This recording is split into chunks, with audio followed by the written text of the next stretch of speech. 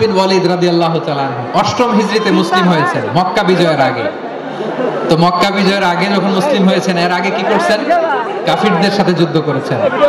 উনি উহুদের যুদ্ধে মুসলমানদের যে পরাজয় ভাব, কঠিন পরিস্থিতির মুখোমুখি ওনার কারণে পেছন থেকে এমন আতর্কিত আক্রমণ করেছেন, মুসলমানদেরকে কচুকাটা করেছেন। অষ্টম হিজরিতে আল্লাহ তাআলা হেদায়েতের নূর দিয়ে ওনার হৃদয়টাকে উজালা করে দিলেন। লা ইলাহা, এটা এমন বাণী যার হৃদয় একবার টাচ খাবে, এইটা থেকে সে আর পালিয়ে বেরাতে পারে।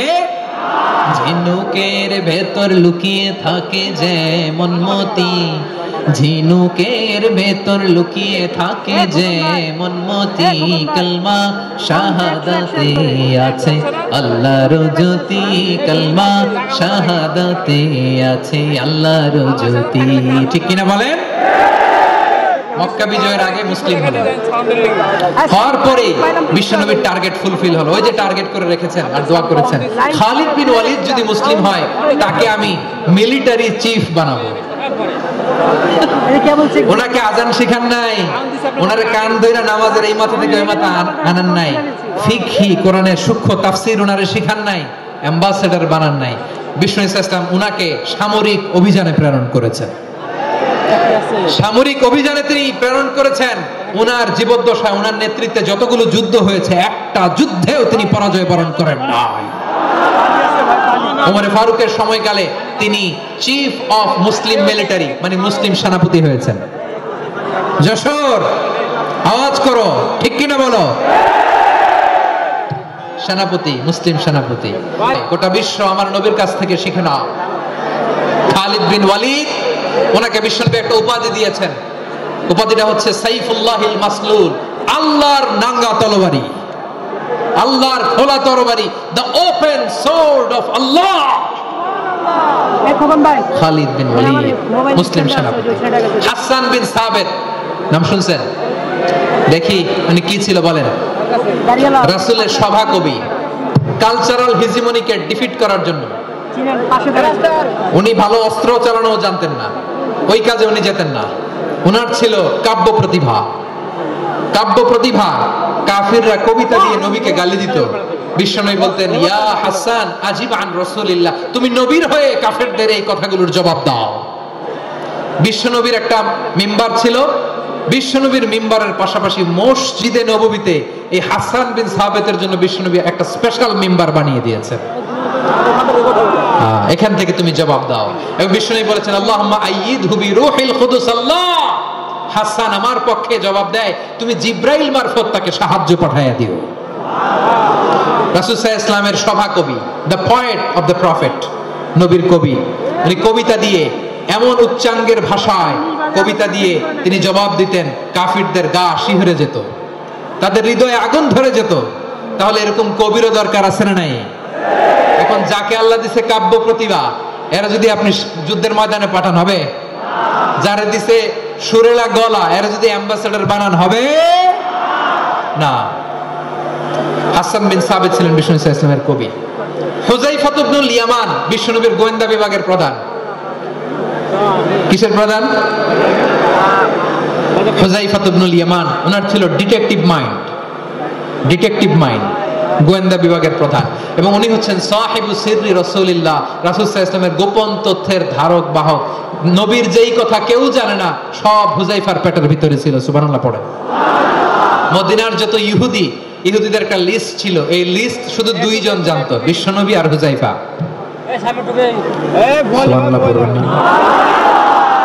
তাহলে ওনাকে কোন দায়িত্ব দিছে? কোন বিভাগ?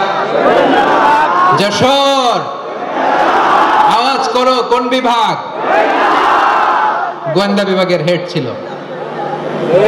খন্দকের যুদ্ধে প্রচন্ড আজকের মতো শৈত্য প্রবাহ, মাটি খনন করতে করতে সাহাবীদের পেটে ক্ষুধা নাই, দাঁড়াইতে পারে না নামাজের জন্য, এত ক্লান্ত, ক্ষুধা, ক্লান্ত, শ্রান্ত।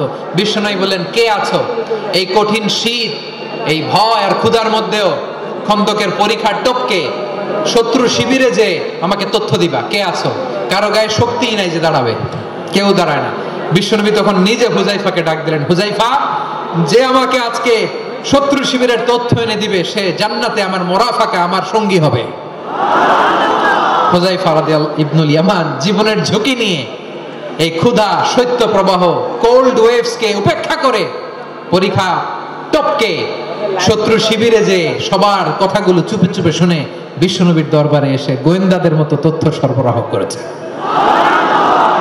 বিশ্বনবীর গোয়েন্দা বিভাগের প্রধান হুযায়ফা ইবনুল ইয়ামান ইন্টেলিজেন্স বিভাগ চালাতেন। মুনাফিকদের নাম ওনার কাছে ছিল। মুআয ইবনে জাবাল মদিনা রাষ্ট্রের সবচেয়ে সিনিয়র আমলা ছিলেন। আমলাতন্ত্র চিনেন তো? প্রশাসনিক কাজ যারা চালায়, অ্যাডমিনিস্ট্রেশন বুঝেন না? The department of administration. মদিনার রাষ্ট্রের সিনিয়র আমলা মুআয ইবনে জাবাল মুতাখাসসিসুন ফিল হালাল ওয়াল হারাম, হালাল হারামের স্পেশালিস্ট ছিলেন। বিশ্বনবী উনাকে ইয়ামানের গভর্নর করে পাঠাইছেন। বলেছেন ইন্নাকা তা'তি কওমান আহলা কিতাব, এমন গোষ্ঠীর কাছে যাবা যারা ইহুদি নাসারা, আগে শাহাদা পড়লে এরপর নামাজের দাওয়াত দিও, নামাজ পড়লে যাকাতের দাওয়াত দিও। গভর্নরের অ্যাটিটিউড যেমন থাকে তেমন অ্যাটিটিউড ধরে রেখো। সুবহানাল্লাহ পড়েন। তাহলে মুআয ইবনে জাবালকে দিয়ে বিশ্বনবী কবিতা লেখায় নাই, চিঠি লেখায় নাই, আযান দেওয়ায় নাই। সুবহানাল্লাহ পড়বেন না? সব শেষ সাহাবী বলি আবু হুরায়রা রাদিয়াল্লাহু তাআলা, নাম শুনছেন? বিড়ালের বাবা। কি করতেন? খালি হাদিস মুখস্থ করতেন। উনি বলতেন আলজামু রাসূলুল্লাহ আলা মিলই বাতনি, আমার শুধু পেটের ক্ষুধার বন্দোবস্ত হইলে আমি নবীর সঙ্গ ছাড়তাম না। আমার আনসার সাহাবারা ক্ষেত খামারের কাজ করত, আমার মুহাজির সাহাবারা ব্যবসা করত, আর আমি নবীর সাথে সাথে থাকতাম। শুধু সকাল বিকাল দুই বেলা যদি আমার খাবারের বন্দোবস্ত হয় আমি আর নবীর লক ছাড়ি না। সুবহানাল্লাহ কইবেন না? 5374টা হাদিস তিনি বর্ণনা করেছেন। সবচেয়ে বেশি হাদিস বর্ণনাকারী সাহাবী। হাদিস প্রিজার্ভেশনের কাজে বিশ্বনবী ওনাকে কাজে লাগিয়েছেন। উনি একদিন বলেন ইয়া রাসূলুল্লাহ আসমাউ মিনকা কাসীরান ফালা আহফাজু, নবী অনেক কথা শুনি আমার মনে থাকে না। বিশ্বনবী বললেন তাই? তুবসুত রিদাক, তোমার চাদরটা বিছাও। আবু হুরায়রা বিছালেন, বিশ্বনবী হাত বুলায় দিলেন, এরপরে অনেক হাদিস বর্ণনা করলেন। আবু হুরায়রা বলে তারপর থেকে বিশ্বনবী যাই বর্ণনা করে আমি শুনি আর একটাও ভুলি না। এখন সুবহানাল্লাহ। বিশ্বনবী ওনাকে হাদিস প্রিজার্ভেশন, নবীর এই যে লক্ষ্য হাদিস প্রিজার্ভেশনের এই দায়িত্ব দিয়েছেন সাইয়েদনা আবু হুরায়রা রাদিয়াল্লাহু তাআলা আনহুকে। প্রিয় ভাইরা, তাহলে 10 জন সাহাবীর কথা যে বললাম, আপনারা কি খেয়াল করেছেন কত বড় ট্যালেন্ট হান্টার, চৌকস ট্যালেন্ট হান্টার ছিল আমার নবী। এক একজনের এক এক ট্যালেন্ট এক এক কাজে অ্যাসাইন করেছেন, এক একজনকে এক এক দায়িত্ব দিয়েছেন, এক একজনের প্রতিভাকে এক এক ভাবে বিকশিত হওয়ার সুযোগ দিয়েছেন। আওয়াজ করে বলেন ঠিক কি না? এখন আমার পর্দার আড়ালে আমার মায়েরা বলবে এতগুলো পুরুষ সাহাবীর কথা বললো, নারী সাহাবীরা কি কিছু করে না? একজন নারী সাহাবীর কথা বলে মোনাজাত হবে, দোয়া ছাড়া কেউ যাব না। রুফাইদা আল আসলামিয়া রাদিয়াল্লাহু তাআলা আনহা, ওনার বাবার নাম সাআদ আল আসলামি। বিশ্বনবী কি খেয়াল করলেন দেখেন, সাআদ ছিল মদিনার বড় ডাক্তার। এই নারী সাহাবী রুফাইদা বাবার কাছ থেকে চিকিৎসা বিদ্যা শিখেছেন। যখন শিখছে বিশ্বনবী দেখলেন আমার তো প্রতি সপ্তাহে সপ্তাহে যুদ্ধে আহত সাহাবীদের সেবা দিবে কে? বিশ্বনবী রুফাইদাকে বললেন রুফাইদা তুমি মসজিদে নববীর পাশে একটা মেডিকেল ক্যাম্প করো। এই যে সাকিনা আদ্দিন মেডিকেলের আমার ছাত্রী বন্ধুরা শুনে রাখো, তোমাদের আইকন হচ্ছে রুফাইদা আল আসলামিয়া। বিশ্বনবীর ডিরেকশন অনুযায়ী তিনি মসজিদে নববীর পাশে একটা মেডিকেল ক্যাম্প করলেন এবং আহত সাহাবাদের চিকিৎসা উনি ওনার টিম নিয়ে দিতেন। বিশ্বনবীর পরামর্শে উনি আনসারি এবং মুহাজির মহিলা সাহাবীদেরকে নিয়ে একটা স্পেশাল মেডিকেল টিম গঠন করলেন। খায়বার যুদ্ধে 7ম হিজরিতে যখন বিশ্বনবী যায় উনি ওনার টিম নিয়ে আসলেন, বললেন ইয়া রাসূলুল্লাহ আমরা তো তলোয়ার চালাতে পারি না, আমরা তো তীর মারতে পারি না, আপনি যদি অনুমতি দেন খায়বার অভিযানে আমি আমার টিম নিয়ে মেডিকেল টিমের সেবাটা সার্ভিসটা দিতে চাই। পড়েন সুবহানাল্লাহ। বিশ্বনবী অনুমতি দিলেন, যোদ্ধা সাহাবীদের সাথে রুফাইদা আল আসলামিয়া উনিও মেডিকেল টিম নিয়ে অগ্রসর হলেন। খায়বারের প্রতিটা আহত ইনজুর্ড সাহাবী যারা ইনজুরি শিকার হয়েছেন সবাই রুফাইদা আল আসলামিয়ার এই মেডিকেল ক্যাম্প থেকে চিকিৎসা সহায়তা পেয়েছেন। সুবহানাল্লাহ পড়েন। দেখেন কিভাবে বিশ্বনবী ট্যালেন্ট বাছাই করতেন। আপনি অবাক হবেন, বাহরাইনের মেডিকেল ইউনিভার্সিটিতে রুফাইদা আল আসলামিয়া মেডিকেল প্রাইজ অ্যাওয়ার্ড প্রতি বছর দেয়া হয়। যদি 8 দিনের এই মেডিকেল আমার বোনেরা যদি জেনে থাকো জানো, না হলে নতুন করে জানো, সার্চ দিও রুফাইদা আল আসলামিয়া মেডিকেল অ্যাওয়ার্ড বাহরাইনের ইউনিভার্সিটিতে দেয়া হয়। প্রিয় ভাইরা, তাহলে আলোচনার সামারি আমরা করি। বিশ্বনবী যার যেখানে ট্যালেন্ট তাকে ওইখানে কাজে লাগাতেন। আওয়াজ করে বলেন ঠিক কিনা? এবার একটা ইন্টারভিউ হবে, আওয়াজ করে বলেন আবু মাহজুরাকে বিশ্বনবী কি বানাইছেন? হ্যাঁ, ভুলে গেছেন? সামনের চুলে হাত দিয়ে বিশ্বনবী কি সুন্দর গলায় আজান শিখালেন। মুয়াজ্জিন। যায়েদ বিন সাবিতকে একাডেমিক প্রজেক্টের দায়িত্ব দিয়েছেন, তিনি ছিলেন বিশ্বনবীর দোভাষী ব্যক্তিগত সচিব। মুসআব ইবনে Umair the first ambassador of Islam. Abdullah ইবনে আব্বাস উম্মার বড় শিক্ষাবিদ মুফাসসির। আব্দুল্লাহ ইবনে মাসউদ ছিলেন জুরিস্ট। কি ছিলেন? জুরিস্ট ছিলেন, এই উম্মার সবচেয়ে বড় জুরিস্ট। খালিদ বিন ওয়ালিদ সেনাপ্রধান। হাসান বিন সাবিত ছিলেন বিশ্বনবীর সভাকবি। কি ছিলেন? বিশ্বনবীর সভাকবি ছিলেন। এরপরে হুযায়ফা ইবনুল ইয়ামান কি ছিলেন? গোয়েন্দা বিভাগের প্রধান। মুআদ ইবনে জাবাল কি ছিলেন? সিনিয়র আমলা, ইয়ামানের গভর্নর। আবু হুরায়রা রাদিয়াল্লাহু তাআলা আনহু হাদিস প্রিজার্ভেশনের কাজ করেছেন। আর আমাদের রুফাইদা আল আসলামিয়া রাদিয়াল্লাহু তাআলা আনহা কি ছিলেন? নার্স ছিলেন। নার্স হয়ে মেডিকেল সেবা দিয়েছেন। প্রিয় ভাইরা, পুরো আলোচনার যদি সামারি করি তাহলে বিশ্বনবী যেভাবে হিউম্যান রিসোর্স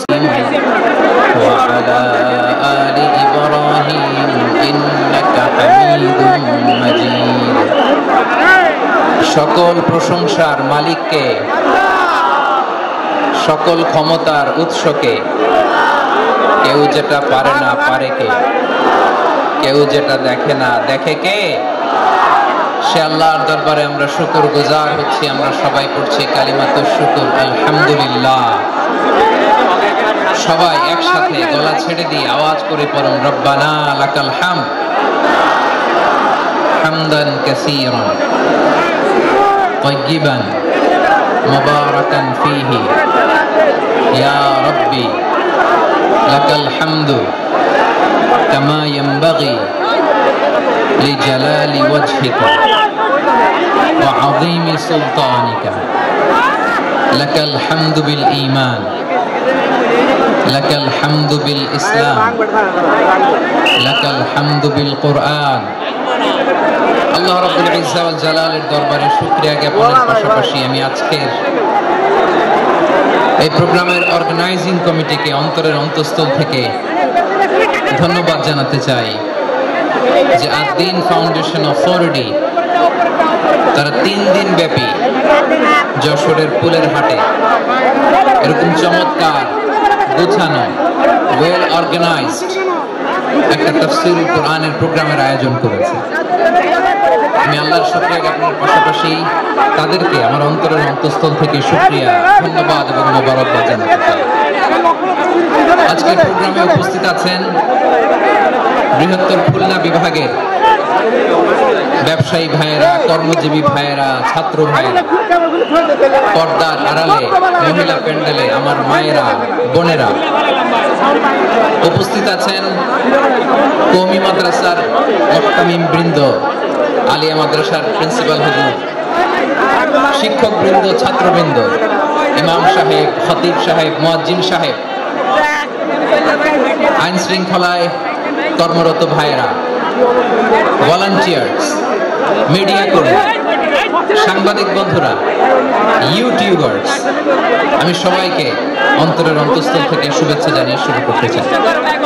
প্রিয় ভাইয়েরা, আমি জানি যশোরের মানুষ খুবই well civilised, they know manners, তারা ম্যানার জানে।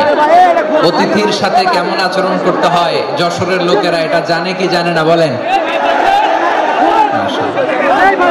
স্টেজ থেকে ইনস্ট্রাকশন আসলে সেটা শুনতে হবে, না শুনলে আমিও বলতে পারবো না, আপনারাও উপকৃত হবেন না। কোটি কোটি টাকা ব্যয়, অনেক পরিশ্রম সাপেক্ষে, অনেক ওয়েল ডিজাইন করে ওনারা প্রোগ্রাম করেছেন। শেষ অধিবেশন যদি আপনারা ধাক্কা ধাক্কি বিশৃঙ্খলা করেন, বঞ্চিত হব, আমরা বঞ্চিত হব, আপনারা বঞ্চিত হবেন, মিডিয়া কর্মীদের মাধ্যমে দেশে বিদেশে কোটি কোটি দর্শক তারা বঞ্চিত হবে। আর যদি একটা নীরব নিস্তব্ধ নিঝুম পরিবেশ আমাকে উপহার দেন, আমি জনগুরুত্বপূর্ণ, যেটা রাষ্ট্রের জন্য গুরুত্বপূর্ণ, যেটা সামাজিকভাবে আমাদের জন্য গুরুত্বপূর্ণ, আমার ব্যক্তি জীবনের জন্য গুরুত্বপূর্ণ, গোটা মানবতার জন্য গুরুত্বপূর্ণ, এরকম কিছু বার্তা আজকের এই ঐতিহাসিক যশোরের প্রোগ্রামে আমি রাখতে চাই ইনশাআল্লাহ। কিন্তু সেজন্য সহযোগিতা করতে হবে। যে ডান দিকের ছেলেরা মাশাআল্লাহ বলার সাথে সাথে ঠান্ডা, কিন্তু এখানে এখনো ঠান্ডা হচ্ছে না। তোমরা ভলান্টিয়ারদের কথা শোনো, জায়গা না পেলে পেছনে যাও। ধাক্কাধাক্কি করো কেন ভাইয়েরা? এটা করো না। এই যে তোমাদেরকে দেখতে পাচ্ছি তো, একে অপরকে ধাক্কা ধাক্কি করে আমাকে দেখার চেষ্টা, পেছনে চলে যাও। Move move on, move, sit or move. আমি বারবার থামুন চুপ করুন বলতে পারবো না। Sit or move on. 9টা প্যান্ডেল আছে, এখানে ধাক্কাধাক্কির কোনো মানি হয় না। তোমরা ধাক্কাধাক্কি করবা, এই জন্য প্যান্ডেল করা হয় নাই 9টা। বসো, কোনো কথা নাই, বসো বসো। কানগুলো খরগোশের কানের মতো খাড়া করো, কোনো আওয়াজ নাই, আওয়াজ নাই, কোনো আওয়াজ নাই। এই যে প্রিয় ভাইরা, আল্লাহর ওয়াস্তে চুপ করুন। যশোরের ভাইরা, আল্লাহর ওয়াস্তে চুপ করুন। আমি 10 থেকে 0 গুনবো, এরপরে যদি আওয়াজ হয় চলে যাব, চলে যাব, কিন্তু কোনো আওয়াজ নাই। আমি কিছু জিজ্ঞেস করলে উত্তর দেওয়ার সময় গলা ফাটায় আওয়াজ করতে হবে, ঠিক কিনা? বাস, এর বাইরে আর আওয়াজ নেই। 10 থেকে 0 গুনবো, হয় বসো, নয় অন্য প্যান্ডেলে যাও, কোনো আওয়াজ হবে না। 10, 9, 8, 7,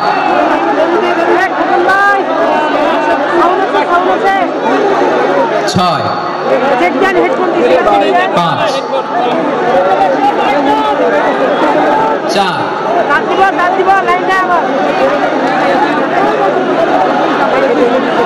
3, 2, 1, 0। প্রিয় ভাইরা, অনেক আলোচনা হয়েছে 3 দিন ব্যাপী। দেশ বরেণ্য প্রথিত যশা ওলামায়ে হযরতের মুখে আপনারা অসংখ্য কথা শুনেছেন। আমলের জন্য এগুলোই যথেষ্ট, নতুন করে আমার বলার কিছুর দরকার নাই। নতুন করে উপস্থাপনের মতো বলার মতো আমার কাছে কিছু নাইও। যা বলার 1500 বছর আগে আল্লাহ তাআলা উম্মাহকে বলে দিয়েছেন, ঠিক কিনা? এমন কিতাব দান করেছে যে কিতাবে ভুল নাই, যতই পড়ি ততই শেখা যায়। বিয়ন্ডলেস, বাউন্ডলেস, বটমলেস, কুল কিনারা নাই, কুল কিনারা বিহীন সাগর। পড়েন সুবহানাল্লাহ। গত 3 দিন করে স্কলাররা যে সমস্ত বিষয় কোরআন সুন্নাহর আলোকে আলোচনা করেছে, আমরা যেন সেগুলোর উপর আমল করতে পারি। আল্লাহ তৌফিক দান করুক, আমরা পড়ি আমিন। আসুন, এখানে আসার বসার এই প্রোগ্রামে অংশগ্রহণ করার উদ্দেশ্যকে, নিয়তকে আমরা খালেস করে নিই। আজকে আমরা যা শুনবো শিখবো আমলের নিয়তে শুনবো, ঠিক কিনা বলেন? শেষ পর্যন্ত নীরবতা বজায় রাখবো। আমি উঠবো, আপনারা উঠবেন। এর আগে ওঠা যাবে না। স্কেজুয়াল একটু চেঞ্জ এসেছে, এশার সালাত হয়নি। আমার আলোচনার পরপরই আজান হবে। এশার সালাতে আমরা জামাতে অংশগ্রহণ করে একসাথে বিদায় নেব ইনশাআল্লাহ। বিশৃঙ্খলা করলে আমার বোঝাতে, পয়েন্টগুলো শেয়ার করতে দেরি হবে। আর এই যে এরকম নীরব নিস্তব্ধ থাকলে সুবিধা হবে। আল্লাহর ওয়াস্তে বি স্মার্ট। জায়গা না হলে চলে যাবেন, আওয়াজ করবেন না। ভলান্টিয়াররাও আওয়াজ নয়, ইশারা ইঙ্গিতে। প্রিয় ভাইরা, যে টপিকটি নিয়ে আমি আপনাদের সামনে আজকে কথা বলতে চাই, টপিকটি অনেক গুরুত্বপূর্ণ।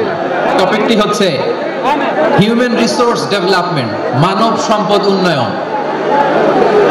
কারণ আল্লাহ তাআলা আমাদের যা দেখ আর না দেখ এটা দিছে। মানুষ আর মানুষ, 18 কোটি মানুষ, ঠিক কিনা? এই 18 কোটি জনসংখ্যার দেশে বসবাস করে আমরা খুশি না বেজার? খুশি হইতে হবে, বেজার হবেন না। জাপানের খবর জানেন? তাদের গ্রোথ রেট নিচের দিকে, উল্টো। জনসংখ্যা নাই, বাচ্চা নিলে, সন্তান নিলে গভর্নমেন্ট তাদের টাকা দেয়। আমাদেরকে আল্লাহ তাআলা দয়া করে, মায়া করে এই সম্পদটা দিয়েছেন। এই মানব সম্পদকে যেন আমরা কাজে লাগাই ইনশাআল্লাহ। পড়েন সবাই।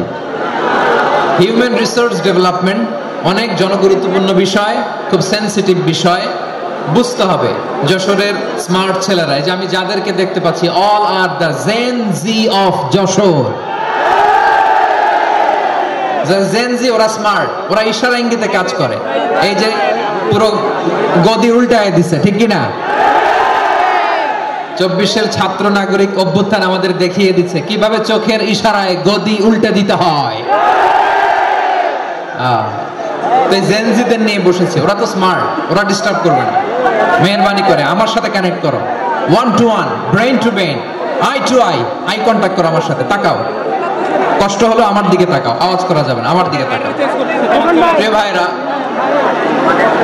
হিউম্যান রিসোর্স ডেভেলপমেন্টের ব্যাপারে কিছু কথা বলবো। এই যে আমাদের বিশাল জনসংখ্যা, এই জনসংখ্যাকে কি করে জনসম্পদে রূপান্তরিত করা যায় এ ব্যাপারে কথা বলবো। আমি সূরাতু বনী ইসরাইলের 70 নম্বর আয়াত তেলাওয়াত করেছি। এই আয়াতের আলোকে কিছু কথা আমি আপনাদের সামনে বলবো। আল্লাহ তাআলা ইরশাদ করছেন, ওয়ালাকাদ কাররামনা বনী আদম ওয়া হামালনাহুম ফিল বাররি ওয়াল বাহরি ওয়া রাযাকনাহুম মিনাত তাইয়্যিবাত وفضلناهم على كثير ممن خلقنا تفضيلا. পড়েন আল্লাহু আকবার। রব্বুল আলামিন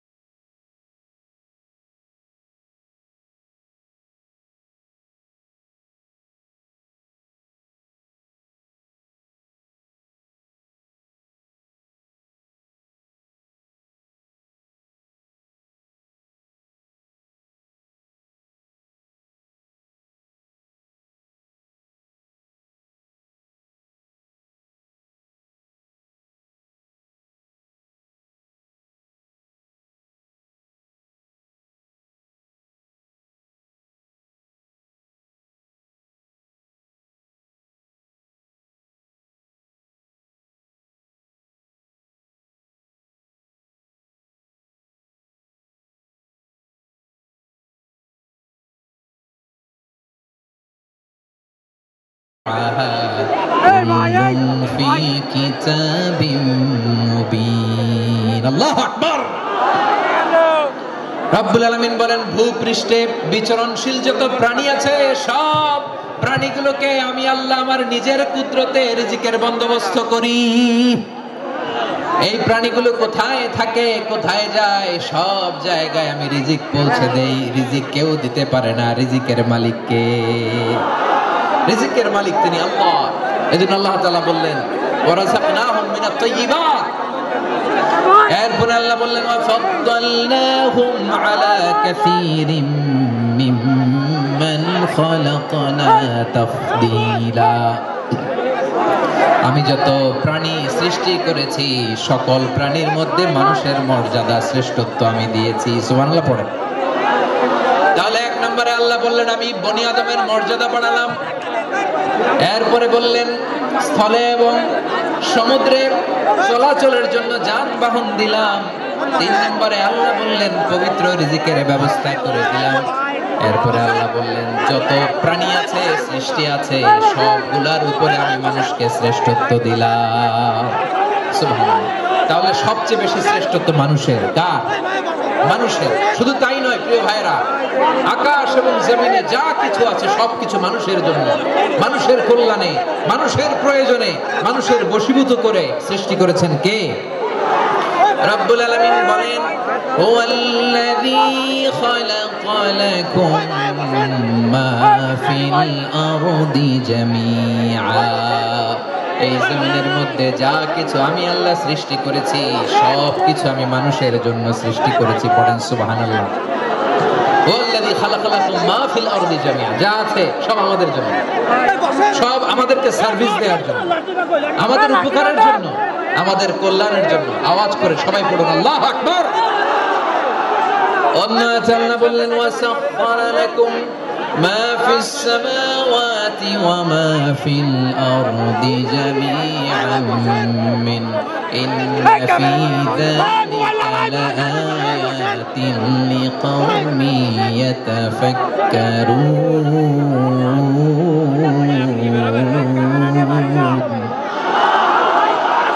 প্রথমে আল্লাহ বললেন জমিনে যা আছে সব তোমাদের কল্যাণে আমি সৃষ্টি করলাম। এরপরে আল্লাহ বললেন আকাশেও যা আছে সব তোমাদের জন্য সৃষ্টি করলাম, তোমাদের অনুগত বানিয়ে দিলাম। পড়েন সুবহানাল্লাহ।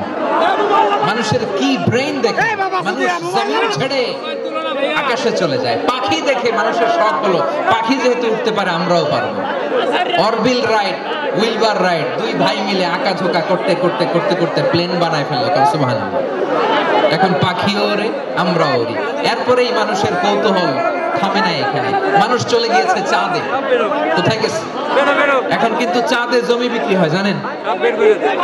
পৃথিবী নিয়ে মারামারি শেষ। রাশিয়া আমেরিকা এখন ধরছে চাঁদ আর মঙ্গল গ্রহ।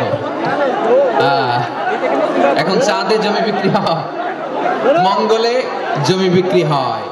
এই চাঁদ, মঙ্গল, বৃহস্পতি, শনি সব আল্লাহ তাআলা আমাদের জন্য বানিয়েছেন। সুবহানাল্লাহ পড়েন। মানুষ সাগরের উপরে চড়ে, শূন্যে ভেসে বেড়ায়, পাহাড় কেটে সুড়ঙ্গ বানায়, টানেল বানায়। মানুষ ব্রডব্যান্ডের লাইন নিয়ে যায় সাগরের ভেতর দিয়ে এক দেশ থেকে আরেক দেশে, এক মহাদেশ থেকে আরেক মহাদেশে। সুবহানাল্লাহ পড়েন। তার মানে গোটা বিশ্বের সবকিছুর উপরে control, superiority over all creatures, সবকিছুর উপর কন্ট্রোল, মনিটরিং, নিয়ন্ত্রণ, এটা প্রতিষ্ঠা করে দিয়েছে কে? এই জন্যই মানুষের শ্রেষ্ঠত্ব। ওয়ালাকাদ কাররামনা বানি আদম। আমি বনি আদমের সম্মান বাড়িয়েছি, মর্যাদা আমি বাড়িয়ে দিয়েছি এই কারণে, কারণ মানুষ সবকিছুর উপর নিয়ন্ত্রণ নিতে পারে। মানুষকে নিয়ে এই কোরআনের সব আলোচনা, মানুষকে নিয়ে এই কোরআনের সব। তাই কোরআনের কেন্দ্রীয় আলোচ্য বিষয় হচ্ছে মানুষ। কোরআনের কেন্দ্রীয় আলোচ্য বিষয় কি? যশোরের ভাইয়েরা বুঝে থাকলে সবাই বলবেন কোরআনের কেন্দ্রীয় আলোচ্য বিষয় কি? এই যে আমি মূল আলোচনায় যাচ্ছি এখন। কেন মানুষ কোরআনের কেন্দ্রীয় আলোচ্য বিষয়? এই যে ভাইরা, এই যে হাত জোর করে, এই যে Jessore Gen Z, the smart people of Jessore, হাত জোর করে বলতেছে, হাত জোর করে তোদের কাছে আল্লাহর দোহাই লাগে। Stop, stop. শুরুতে একবার বলেছে জায়গা না হলে আস্তে আস্তে ধাক্কা দিবা, সামনে না পিছনে দিয়ে দিয়ে বেরোয় চলে যাও। এলএনডিতে দেখো, এই যে এই যে আল্লাহর ওয়াস্তে জায়গা না হলে ওদিকে যাও। কোরআনের মাহফিলে বিশৃঙ্খলা, এটা কাফিরদের আলামত। কাফিররা শেষ দিত, শেষ। বিশ্বনবী কোরআনের তাফসীর করলে কাফিররা শেষ দিত আর ক্ল্যাপিং করত, হুইসেল এন্ড ক্ল্যাপিং। তো আমরা কি এখানে বিশৃঙ্খলা করতে আসছি? তো বারবার থামানো লাগে কেন? কোনো আওয়াজ হবে না, বললাম তো স্টপ। আওয়াজ করে বলুন কোরআনের কেন্দ্রীয় আলোচ্য বিষয় কি? সবাই বলেননি। এতগুলো মানুষ উত্তর দিলে এতটুকু আওয়াজ হয়, অন্তত আমি বিশ্বাস করি না। যশোর, আওয়াজ করে বলো কোরআনের কেন্দ্রীয় আলোচ্য বিষয় কি? মানুষ। এই মানুষ কোরআনের কেন্দ্রীয় আলোচ্য বিষয়। মানুষকে আল্লাহ স্বাধীনতা দিয়েছেন। ফামান শাআ ফালইউমিন ওয়া মান শাআ ফালইয়াকফুর। চাইলে মুমিন হতে পারো, চাইলে কাফের হতে পারো, তোমার ইচ্ছা। তবে জেনে রাখো, মুমিন হলে পাবা জান্নাত, কাফির হলে পাবা জাহান্নাম। নাও দ্য ডিসিশন ইজ ইয়ার্স। সিদ্ধান্ত তোমার, জান্নাতে যাবা না জাহান্নামে যাবা। যশোরের ভাইয়ের আওয়াজ করে বলুন, কই যেতে চান, জান্নাতে না জাহান্নামে? ডান দিকে না বাম দিকে? ডানপন্থী না বামপন্থী? চিল্লাচিল্লি না চুপচাপ? চুপচাপ কয়ে আবার চিল্লাচিল্লি শুরু করে দিয়েছে। মাশাআল্লাহ। তাহলে কোরআনের কেন্দ্রীয় আলোচ্য বিষয় মানুষ। আমার সাথে থাকতে হবে, তোমাদেরকে নিয়ে আমি আলোচনা শেষ পর্যন্ত যাব। অনেক গুরুত্বপূর্ণ কথা বাকি আছে, আমাকে সহযোগিতা করতে হবে। মাশাআল্লাহ, এই তো ঠান্ডা হয়েছে। হ্যাঁ, ঠিক আছে ঠিক আছে ঠিক আছে। মানুষকে আল্লাহ এত স্বাধীনতা দিয়েছেন, মানুষ চাইলে অনেক ভালো হইতে পারে। ভালোর রাস্তাও খোলা, খারাপ হওয়ার রাস্তাও খোলা। ভালো হইলে মানুষ অনেক ভালো, খারাপ হইলে অনেক খারাপ। ভালো হইলে সবচেয়ে ভালো, খারাপ হইলে সবচেয়ে খারাপ। এজন্য সিদ্ধান্ত আপনাকেই নিতে হবে। আল্লাহ তাআলা বলছেন, লাকাদ খালাকনাল ইনসানা ফি আহসানি তাকওয়িম সুম্মা রাদাদনাহু আসফালা সাফিলিন। আমি মানুষকে অনেক সুন্দর অবয়বে, সুন্দর আকৃতিতে সৃষ্টি করেছি। তার শুধু চেহারার ডিজাইনটাই সুন্দর নয়, তার ব্রেনটা বড্ড সুন্দর, তার মানসিকতা বড্ড সুন্দর, তার সৃজনশীলতা বড্ড সুন্দর। পড়েন সুবহানাল্লাহ। আমাদের চেহারা, অবয়ব, ডিজাইন যে সুন্দর তা না, আমাদের ব্রেনটা অনেক সফিস্টিকেটেড ব্রেন, অনেক সফিস্টিকেটেড। এই 1.5 কেজি ব্রেন ইউজ করে মানুষ গোটা বিশ্বে সভ্যতা বিনির্মাণ করেছে, ঠিক কিনা? এই ব্রেন আল্লাহ তাআলা আমাকে দিয়েছে।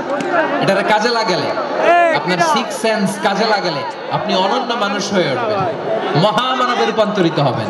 মানুষ হতে পারে, চাইলেই মহামানব হতে পারে। আবার যদি মানুষ চায় খারাপও হতে পারে।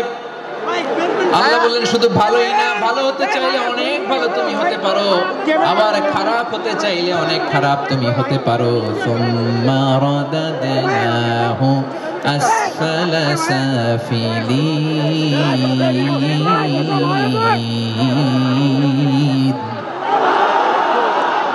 খারাপ হলে একেবারে খারাপ হতে পারো, নিকৃষ্ট হলে একেবারে নিকৃষ্ট হতে পারো, ভালো হলেও ভালো হতে পারো। কোন সুবহানাল্লাহ। এবার আওয়াজ করে বলুন, ভালো হতে চাই। মানুষ ভালো হলে মানুষ ফেরেশতার চেয়েও ভালো, মানুষ খারাপ হলে সে পশুর চেয়েও খারাপ। কথা ঠিক কিনা বলেন? ভালো হলে ফেরেশতার চেয়েও ভালো, খারাপ হলে পশুর চেয়েও নিকৃষ্ট। তার মানে শ্রেষ্ঠত্বে মানুষ, শ্রেষ্ঠত্বে ফেরেশতাকে হার মানায়, আর অধঃপতনে শ্রেষ্ঠত্বে ফেরেশতাকে ছাড়িয়ে যায়, আর অধঃপতনে পশুকেও হার মানায়। আই রিপিট, আমি আবারও বলছি, মানুষ শ্রেষ্ঠত্বে ফেরেশতাকে ছাড়িয়ে যায়, আর অধঃপতনে সে পশুকেও হার মানায়। আওয়াজ করে বলতে হবে, ঠিক কি না? এটার প্রমাণ কি? মানুষ শ্রেষ্ঠ হইলে যে ফেরেশতার চেয়েও সেরা, তার প্রমাণ কি? আল্লাহ তাআলা বলছেন, ওয়া ইয কুলনা লিল মালাইকাতি ইসজুদু লি আদম ফাসাজাদু ইল্লা ইবলিস আবা ওয়াস্তাকবারা ওয়া কানা মিনাল কাফিরিন। আল্লাহ বলেন, স্মরণ করো সে সময়ের কথা যখন আমি ফেরেশতাদেরকে বললাম, ও ফেরেশতারা আদমকে সিজদা দাও। সব ফেরেশতারা সম্মান সূচক সিজদা আদমকে দিল। তারা আদমের জন্য সিজদায় লুটিয়ে পড়লো, একজন ছাড়া, তার নাম ইবলিস। আওয়াজ করে বলেন, তার নাম কি? সে অহংকার প্রদর্শন করলো, সে কাফের হয়ে গেল, বাকি সব ফেরেশতারা সেজদা দিল। সুবহানাল্লাহ। আবার আদম আলাইহিস সালামকে আল্লাহ জিজ্ঞেস করলেন, সব বলে দিল উত্তর, কিন্তু ফেরেশতাদেরকে একই প্রশ্ন জিজ্ঞেস করলেন, তারা উত্তর করতে পারে নাই। তার মানে এর মধ্য দিয়ে প্রমাণিত হয় মানুষ ভালো হলে ফেরেশতার চেয়েও ভালো, ফেরেশতার চেয়েও মানুষের মর্যাদা বাড়িয়ে দিয়েছে কে? সব নূরের ফেরেশতা যখন মাটির আদমকে সেজদা দেয়, এটা প্রমাণ করে ফেরেশতার চেয়েও মানুষের মর্যাদা বাড়িয়ে দিয়েছে কে? তুমি মাটির আদমকে প্রথম সৃষ্টি করিয়া ঘোষণা করিয়া দিলে শ্রেষ্ঠ বলিয়া, তাই তো নূরের ফেরেশতা করে আদমকে সেজদা। ঠিক কিনা বলেন? তাই তো নূরের ফেরেশতা করে আদমকে সেজদা, সবার চেয়ে সম্মান দিলে মাটির আদমকে। আল্লাহু আল্লাহু তুমি জাল্লে জালালুহু, শেষ করা তো যায় না গে তোমার গুণগান। পড়েন না? পড়েন। আল্লাহু আল্লাহু তুমি জাল্লে জালালুহু, শেষ করা তো যায় না গে তোমার গুণগান। আল্লাহু আল্লাহু আল্লাহু আকবার।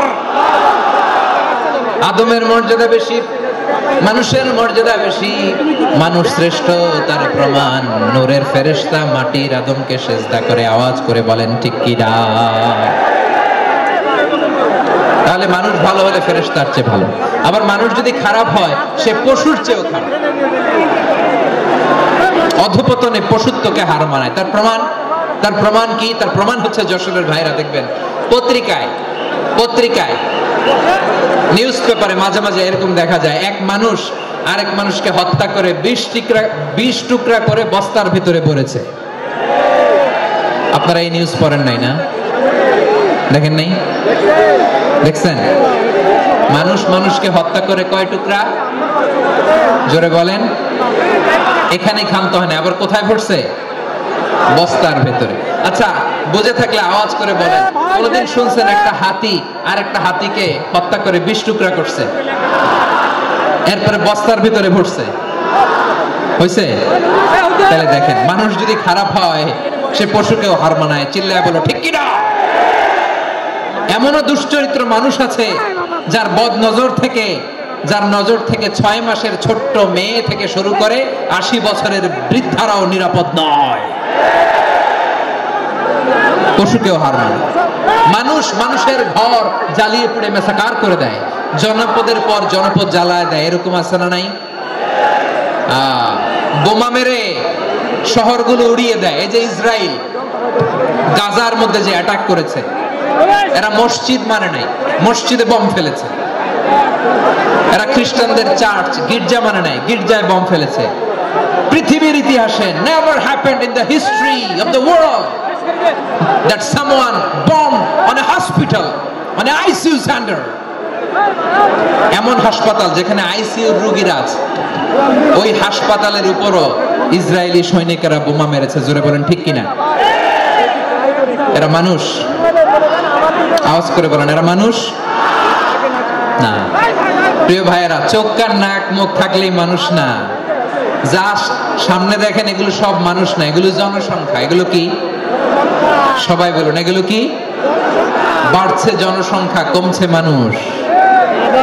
বাড়ছে জনসংখ্যা, কমছে।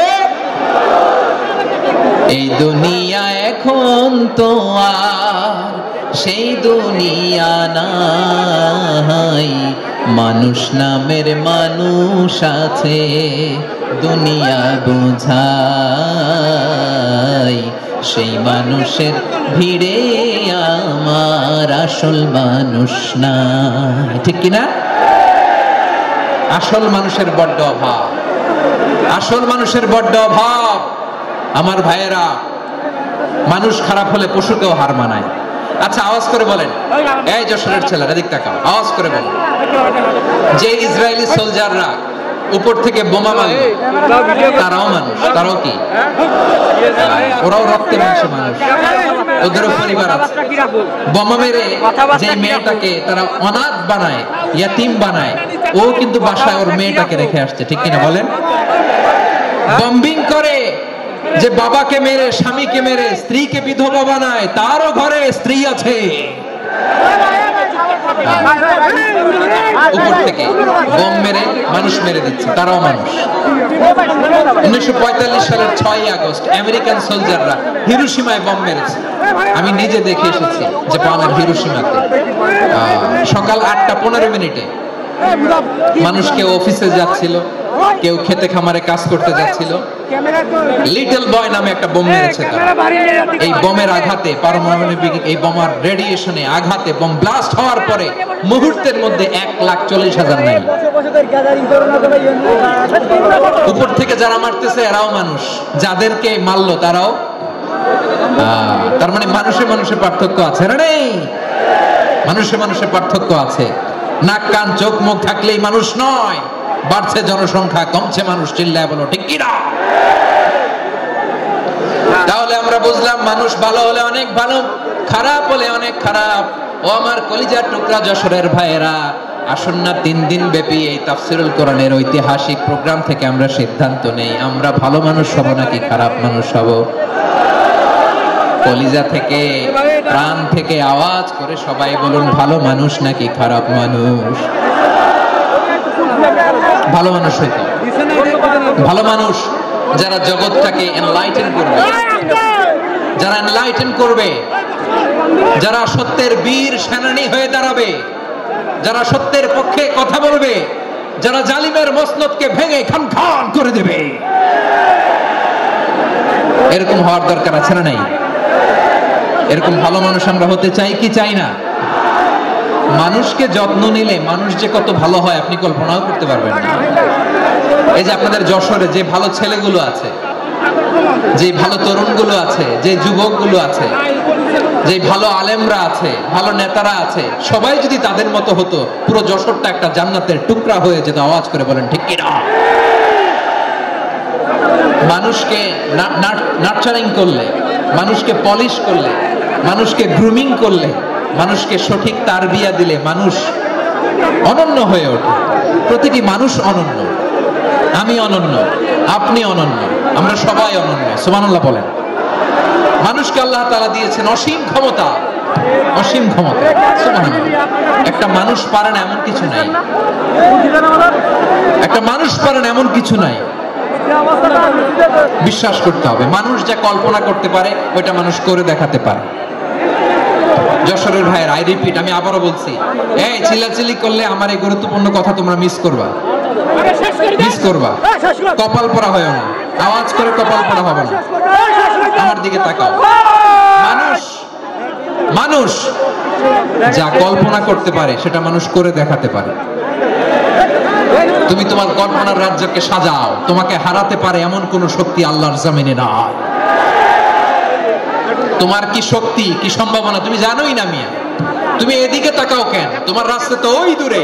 তুমি কোথায় যাবে, আল্লাহ তোমার টেনে কোথায় নিয়ে যাবে তুমি কিছুই জানো না।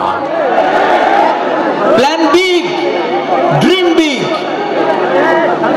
কল্পনার শক্তিকে বড় করো। মানুষ যা কল্পনা করতে পারে মানুষ তা করে দেখাতে পারে। মানুষের কাছে অসাধ্য কিছু নাই মৃত্যু ছাড়া, এক্সেপ্ট ডেথ। মৃত্যু ছাড়া মানুষ সবকিছুকে জয় করতে পারে। মৃত্যু ছাড়া যে কোনো অসাধ্যকে সাধন করার ক্ষমতা মানুষকে দিয়ে দিয়েছে কে? হারার জন্য তোমার জন্মই হয় নাই, তোমার জন্ম হয়েছে জিতার জন্য, বিজয়ের জন্য তোমার জন্ম। মানুষের শুরুটাই হয় বিজয় দিয়ে। যশোর, আওয়াজ করে বলে, মানুষের শুরু হয় কি দিয়ে? আমরা যখন আমার পিতার পৃষ্ঠদেশে ছিলাম, পিতার পৃষ্ঠদেশ থেকে শুক্রাণু যখন মায়ের গর্ভদেশে যেয়ে পড়ে, কতটা শুক্রাণু ভ্রমণ শুরু করে জানো? 20 কোটি শুক্রাণু। একবার সিমেন আউট হলে সেখানে 20 কোটি শুক্রাণু থাকে, ভ্রমণ শুরু করে। ওই 20 কোটি শুক্রাণুর মধ্যে থেকে তুমি আমি আজকে এক বিকশিত শুক্রাণু মানব রূপে পৃথিবীতে এসেছি। সুবহানাল্লাহ। ওই 20 কোটি শুক্রাণুর প্রতিযোগিতায় সবাইরে পেছনে ফেলে সেদিন আমি সফল হয়েছিলাম, সেদিন আমি বিজয়ী হয়েছিলাম। সেদিন আমি এত ছোট ছিলাম, মাইক্রোস্কোপ দিয়েও আমার অস্তিত্ব টের পাওয়া যায় না। আমি এত তুচ্ছ ছিলাম, নগণ্য ছিলাম, আমার কান ছিল না, আমার চোখ ছিল না, আমার হাত ছিল না, আমার জন্য রিকমেন্ডেশন করার মতো মামু ছিল না, খালা ছিল না, কেউ ছিল না। তারপরেও ওই প্রতিযোগিতায়, ওই কম্পিটিশনে যখন আমারে কেউ হারাতে পারে নাই, আল্লাহর জমিনেও আমারে কেউ হারাতে পারে না। হারার জন্য তোমার জন্মই হয় নাই, তুমি আসছোই জিতার জন্য। সুবহানাল্লাহ। বিশ্বনবী বলেন, আন-নাসু মাআদিন কামাআদিনি যাহাবি ওয়াল ফিদ্দা খিয়ারুহুম ফিল জাহিলিয়াতি খিয়ারুহুম ফিল ইসলাম। Peoples are like mines of gold and silver. সোনার খনি, রূপার খনি, এর চেয়ে বড় খনি হচ্ছে এই মানব সম্পদের খনি। আওয়াজ করে বলেন আল্লাহু আকবার। আল্লাহ তাআলা এই সম্পদ আমাদেরকে দিয়েছে। বিশ্বনবী বলেন, মানুষ হচ্ছে খনির মতো। খিয়ারুহুম ফিল জাহিলিয়াতি খিয়ারুহুম ফিল ইসলাম। জাহেলি যুগে যারা সেরা, ইসলামেও তারা সেরা। ইদা ফাকহু, যদি তারা বুঝবান হয় তাহলে তাদেরকে সেরা বানায় দিবে কে? তাহলে মানুষের চেয়ে সেরা কেউ হতে পারে? মানুষের চেয়ে অনন্য কেউ হতে পারে? মানুষকে কেউ হারাতে পারে? আওয়াজ করে বলো, তোমাকে কেউ হারাতে পারবে? এই সাহস জাগছে আজকের আলোচনা থেকে। আমি তুমি অনন্য, আমাকে তোমাকে হারায় দেওয়া এত সহজ না, ঠিক কি না? একটা কথা জীবনের সাথে সেট করে নিতে হবে, আমি জিতি নয় শিখি, আমি কখনো হারি না। জীবনের সাথে সেট করে নাও, জেনজি অফ জেসর, আমি কখনো হারি না, আমি হয় জিতি নয় শিখি। চিল্লায় বলো ঠিক কি না? আমি কখনো হারি না, আমার হারানো এত সোজা না। কি সাহস জাগছে? বুকে সাহস জাগছে? তাকবীর পড়ো, লিল্লাহি তাকবীর। তাহলে বিশ্বনবী বলেন, নাসু মাআদিন, মানুষ হচ্ছে খনি। এই ধাক্কা ধাক্কি, আমি জানি এগুলো ভালোবাসার ধাক্কা ধাক্কি, এজন্য আমি সহ্য করে নেই। এগুলো যে ভালোবাসার ধাক্কা ধাক্কি, এটা আমরা বুঝি। পৃথিবীর কোন আইন, সিকিউরিটি প্রটোকল দিয়ে এটারে মানানো যাবে না, কারণ এটা তো ভালোবাসা, লাভ। লাভ কোন আইন কানুন দিয়ে বাধা যায় না, মানানো যায় না, ঠিক কিনা বলো?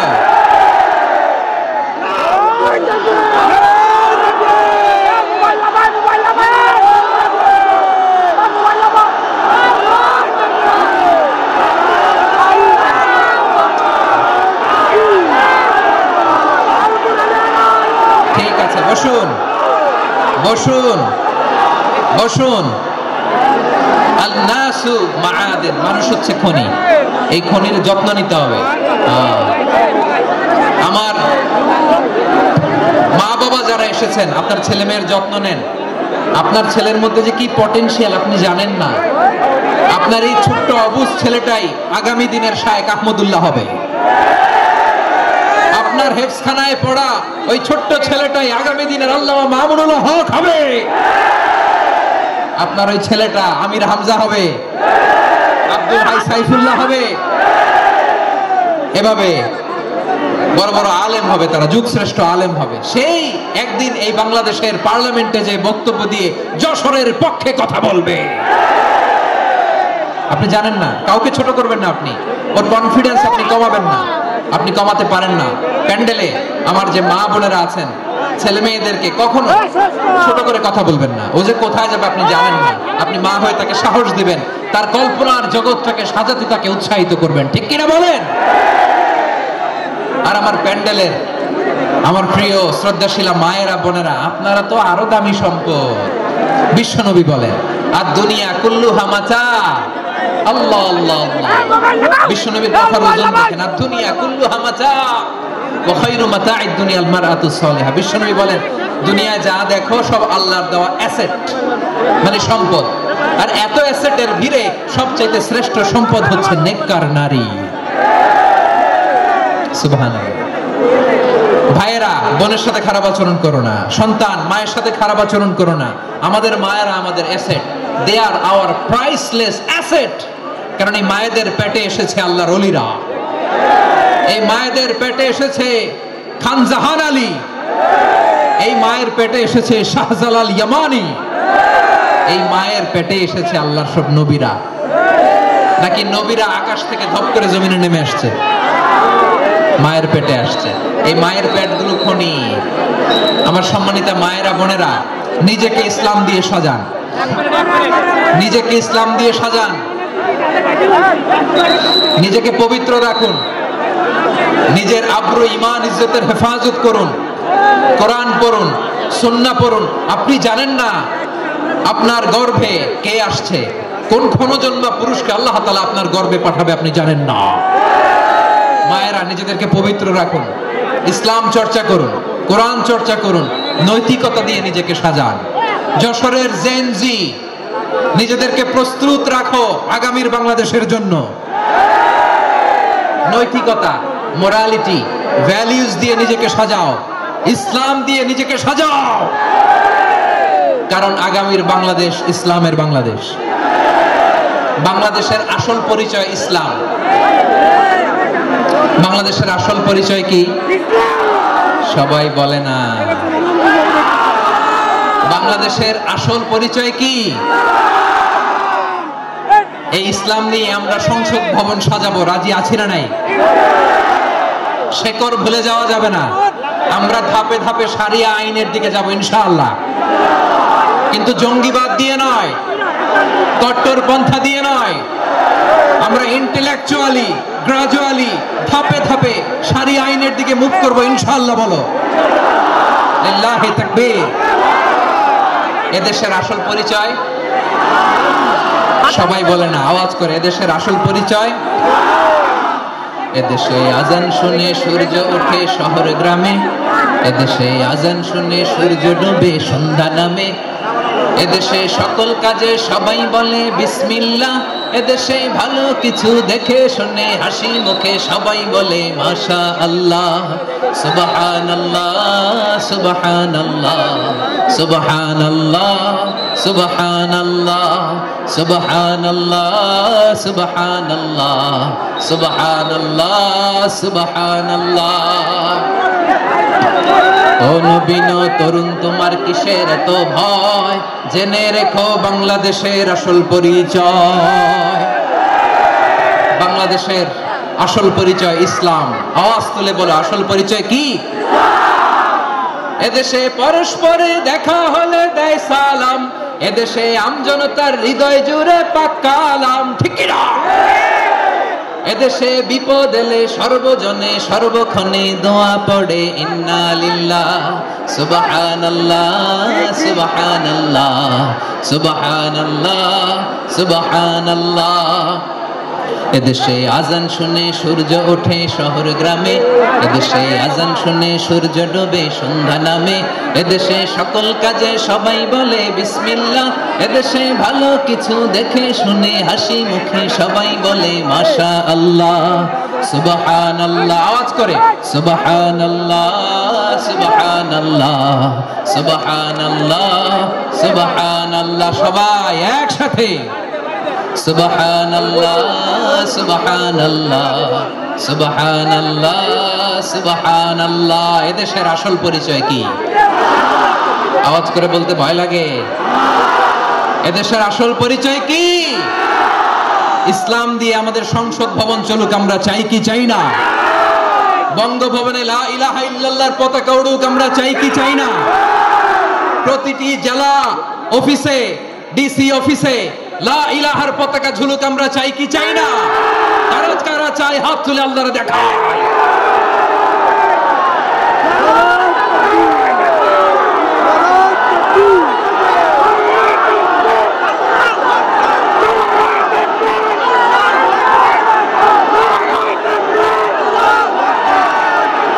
মাশাআল্লাহ মাশাআল্লাহ মাশাআল্লাহ মাশাআল্লাহ। যশোর, আওয়াজ করে বলো, ভালো মানুষ না খারাপ মানুষ? বুঝে বলছে তো? মানুষ ভালো হলে যে কত ভালো। এই মানুষকে যত্ন নিলে, মানুষকে মানুষ বানালে যে সে কি হতে পারে শুনবা? হ্যাঁ, নাকি মোনাজাত দিয়ে দিব? শুনবা? তাহলে থামতে হবে। থামো, আমি যখন বলবো থামো থামো, তাকবীরের সময় দিলে তাকবীর। থামো থামো। মানুষকে যত্ন নিলে, হ্যাঁ এদিকে এদিকে, ড্রোন নামায় ফেলো। হয়েছে, ড্রোনের ফুটেজ হয়ে গেছে, এবার ড্রোন নামায় ফেলো। আমার দিকে তাকাও। মানুষকে, তোমরা এদিক সেদিক তাকালে তো গুরুত্বপূর্ণ পয়েন্ট মিস হয়ে যাবে। এদিকে এদিকে, হ্যাঁ মাশা, ঠিক আছে। মানুষকে যত্ন নিলে মানুষের মধ্যে যারা কি পটেনশিয়াল রেখেছে। আমি জাপানের দুইটা উদাহরণ দেই। জাপানের এইভাবে হবে, বসো নয় পেছনে, কথা নাই, কথা তো বলাই যাবে না, হারাম কথা বলা আজকে, একেবারে চুপ। আজকের জন্য হারাম করে দিছে আমি কিছু সময়ের জন্য, একেবারে নিষিদ্ধ। জাপানের দুইটা উদাহরণ দেই, খেয়াল করে একটু শুনেন, বুঝবেন। আল্লাহ, 2022 সালে জাপানের সাথে জার্মানির খেলা, ফিফা ওয়ার্ল্ড কাপ 2022। এক পক্ষে জাপান, আরেক পক্ষে কোন দেশ? কথা শুনে নাই। এক পক্ষে কোন দেশ? আরেক পক্ষে সবাই, এক পক্ষে আরেক পক্ষে। ওই খেলায় জিতেছিল জাপান, জিতেছিল 22 সালের এই ফিফা ওয়ার্ল্ড কাপে জাপান ফুটবল খেলায় জিতে। as a part of their celebration তারা খেলার পরে পুরো স্টেডিয়ামটারে ক্লিন করে, the fan base of Japan। Lakh lakh মানুষ খেলা দেখতে যায়, তো এত ডাস্টবিনও তো নাই, তো যারা ডাস্টবিনে জায়গা পায় নাই তারা এই যে চকলেটের প্যাকেট, পানির বোতল, চিপসের প্যাকেট তারা এদিকে সেদিকে রেখে দিয়েছে। জাপানের ভক্তরা, জাপানের ফলোয়াররা as a part of their celebration তারা খেলার পরে পুরো স্টেডিয়ামের সব ময়লা আবর্জনা ক্লিন করে তারপরে বিদায় নিয়েছে। তাদেরকে কি ক্লিন করার দায়িত্ব দেওয়া হয়েছিল? এই যশোর, জাপানের যে ছেলেরা খেলা দেখতে গেছিল ওদেরকে কি ক্লিন করার দায়িত্ব দিছিল? তারা কি স্টেডিয়ামের পরিচ্ছন্নতা কর্মী? তাদের আকল, তাদের সিক্স সেন্স তাদেরকে বলেছে। ছোটবেলা থেকে জাপান গভর্নমেন্ট ওদেরকে এত পরিচ্ছন্নতা শেখায়, ক্লিনলিনেস অ্যাওয়ারনেস ক্যাম্পেইন করায়। ক্লাসে আমি দেখেছি, ক্লাসে নিজের বেঞ্চ নিজে মুছে, ক্লাসের মাঝখানে একটা সময় দেয়, নিজের টেবিল নিজে মুছে, নিজের ক্লাসরুমটা নিজে পরিষ্কার করে। রাস্তাঘাটে একটা ধুলা নাই, ময়লা নাই, একটা টিস্যু নাই। খেলার পরে গোটা বিশ্বকে তাক লাগিয়ে দিয়েছে। জাপানের ফ্যানরা সবার রেখে যাওয়া গার্বেজ, টিস্যু, বোতল পরিষ্কার করে তারপরে স্টেডিয়াম থেকে বিদায় নিয়েছে। আমরা কেন এমন হইতে পারলাম না? আমরা কেন এমন হইতে পারলাম না? জাপানের যারা এগুলো করছে ওদের 3টা করে চোখ না? চোখ তো 3টা, জাপানো লাগো, জাপানো লাগো, হাত তো 4টা, কান তো 6টা, নাকি আমার মতো 2 হাত 2 কানওয়ালা মানুষ? চোখে দেখলে ওটা মানুষ না। চিন্তা করছেন? তার মানে জাপানিজদেরকে যে গ্রুমিং করে শিখানোর মাধ্যমে পরিচ্ছন্ন বানানো গেছে। ওরা যেমনি মানুষ, আমরাও মানুষ। আমাদের সন্তানদেরকে শেখালে তারাও পারবে, পারবে কিনা? 2 নম্বর উদাহরণ বলি। চট্টগ্রাম ফেনীতে যারা গিয়েছেন, মেঘনা গোমতী ব্রিজ প্রকল্প নাম শুনছেন? মেঘনা একটা ব্রিজ পার হওয়া লাগে। এই মেঘনা গোমতী, এখানে 3টা ব্রিজ, কাঁচপুর সহ এই 3টা ব্রিজের নির্মাণ কাজ, রেনোভেশনের কাজ দেওয়া হয়েছিল জাপানের একটা কোম্পানিকে। কাকে? জাপানের কোম্পানি। নির্মাণ শেষে 738 কোটি টাকা বেঁচে গেছিল, এটা গভর্নমেন্টের হাতে দিয়ে তারা বিদায় নিয়েছে। কত টাকা? 738 কোটি টাকা। যত প্রাক্কলিত ব্যয় নির্ধারণ করা হয়েছে সব টাকা সরকার, তৎকালীন সরকার 2019-এর সরকার কারা ছিল তো জানেন? এই 2019-এর সরকার তাদেরকে দিয়েছে। তারা রিনোভেশন নির্মাণ শেষে 738 কোটি টাকা অতিরিক্ত বেঁচে গেছিল, এটা আবার গভর্নমেন্টের হাতে বুঝাই দিয়ে তারা বিদায় নিচ্ছে। আমরা কেন এমন হইতে পারলাম না? জাপানের ওরাও মানুষ, আমরাও মানুষ। তার মানে মানুষে মানুষে পার্থক্য আছে না নাই? আচ্ছা, জাপানের 2টা উদাহরণ দিলাম, এবার আমার দেশের 2টা উদাহরণ দিব না? বাংলাদেশের 2টা উদাহরণ দিই। 1 নম্বর উদাহরণ, গত সপ্তাহে আপনারা জানেন কক্সবাজার আমার একটা প্রোগ্রাম ছিল, তো হেলিকপ্টারে গিয়েছিলাম। ফেনী জেলা যখন পার হচ্ছি আমি দেখলাম 3টা উইন্ডমিল ছিলেন, তো বিশাল পিলার, 4টা পাখা থাকে। বায়ু বিদ্যুৎ কেন্দ্র, বাংলাদেশের প্রথম বায়ু বিদ্যুৎ কেন্দ্র এটা। মুহুরী প্রজেক্ট বলে এটা সম্ভবত, মুহুরী প্রজেক্ট। তো সাগরের বাতাসের ঝাপটায় এটা ঘুরে এনার্জি হয়, ইলেকট্রিসিটি উৎপাদন হয়। তো আমি পাইলটকে বললাম, ভাই এগুলো থেকে কেমন ইলেকট্রিসিটি উৎপাদন হয়? কয় হুজুর একটু হয় না, কিছুই হয় না। কিছুই হয় না মানে? বলে হুজুর বাংলাদেশে যত উইন্ডমিল আছে এটার পাখা একটাও ঘুরে না। আল্লাহ, বলেন কি? তাহলে যে কোটি কোটি টাকা ব্যয় করে যে উইন্ডমিল, কয় হুজুর ভিতরে ফিটফাট, উপরে ফিটফাট, ভিতরে সদরঘাট। তার মানে কোটি কোটি টাকা দিয়ে এই উইন্ডমিল বানায়, এখানে কিছু নাই, দুর্নীতির আড্ডাখানা, আখড়াখানা বাংলাদেশ, ঠিক কিনা বলেন? আরে জাপানিজরাও মানুষ, আমরাও মানুষ। আমার এক নিকট আত্মীয় সরকারি চাকরিজীবী, উনি আমাকে বললেন, বাংলাদেশের আরেকটা উদাহরণ দেখি, উনি আমাকে বললেন যে প্রতি বছর আমাদের অফিসের ফার্নিচার চেঞ্জ করে। বললাম প্রতি বছর ফার্নিচার চেঞ্জ করে কেন? বলে যে ফার্নিচার নতুন পারচেজ করলেই তো এখানে টাকা, নতুন কিনতে পারলেই টাকা, নতুন উন্নয়নের সবক শোনাতে পারলেই টাকা। প্রথম আলোর রিপোর্ট, কি আলো? প্রথম আলোর রিপোর্ট, গত 15 বছরে উন্নয়নের নামে লুটপাট হয়েছে প্রায় 3.25 লাখ কোটি টাকা। কার রিপোর্ট? আমাদের বানানো কথা, প্রথম আলোর রিপোর্ট। গত 15 বছরে কারা ছিল জানেন তো? হ্যাঁ, শুধু ওনাদেরকেই দোষ দিয়ে লাভ নাই। স্বাধীনতার পর থেকে শুধু শাসকের হাত বদল হয়েছে, আমরা কিছু পাই নাই, ঠিক কিনা বলেন? শুধু ওনাদের দোষ দিয়ে কি লাভ? একদল খাইছে, আরেক দল খাওয়ার জন্য রেডি হয়ে আছে। আমরা এরকম চাই না। আমরা চাই স্বাধীন সার্বভৌম বাংলাদেশ, আমরা চাই দুর্নীতিমুক্ত বাংলাদেশ। আমি নিউজটা যে কতবার বললাম, এটা কি সম্ভব? 3.25 লাখ কোটি টাকা লুটপাট, মানে লুটপাট করতে করতে এদেশের জনগণকে ফুটপাতে বসাই দিচ্ছে। প্রিয় ভাইয়েরা, জাপানের মানুষও মানুষ, আমরাও মানুষ। সিদ্ধান্ত আপনার, কোন মানুষ হবেন, ভালো মানুষ না খারাপ মানুষ? আজকের আলোচনার বিষয় হচ্ছে মানব সম্পদের উন্নয়ন, human resource development. It's a process to increase the capacity of knowledge, skill, capacity of the people of a country. একটা দেশের মানুষের জ্ঞান, তাদের দক্ষতা কি করে বাড়ানো যায়, বাড়িয়ে দেশের উন্নয়ন করানো যায়, এটাই হচ্ছে মানব সম্পদ উন্নয়নের মূল কথা। তাহলে মানব সম্পদ হচ্ছে একটা দেশের সবচাইতে শক্তিশালী পুঁজি। প্রাকৃতিক সম্পদ, খনিজ সম্পদের চেয়েও দামি হচ্ছে মানব সম্পদ। আমার প্রিয় দর্শক, প্রাকৃতিক সম্পদ, খনিজ সম্পদের চেয়ে দামি সম্পদ কি সম্পদ? আল্লাহ তাআলা দয়া করে আমাদেরকে এই মানব সম্পদ দিয়েছেন। আসুন আমাদের এই মানুষগুলোকে আমরা সোনার মানুষ বানাই। রাজি আছেন তো সবাই? রাজি আছেন?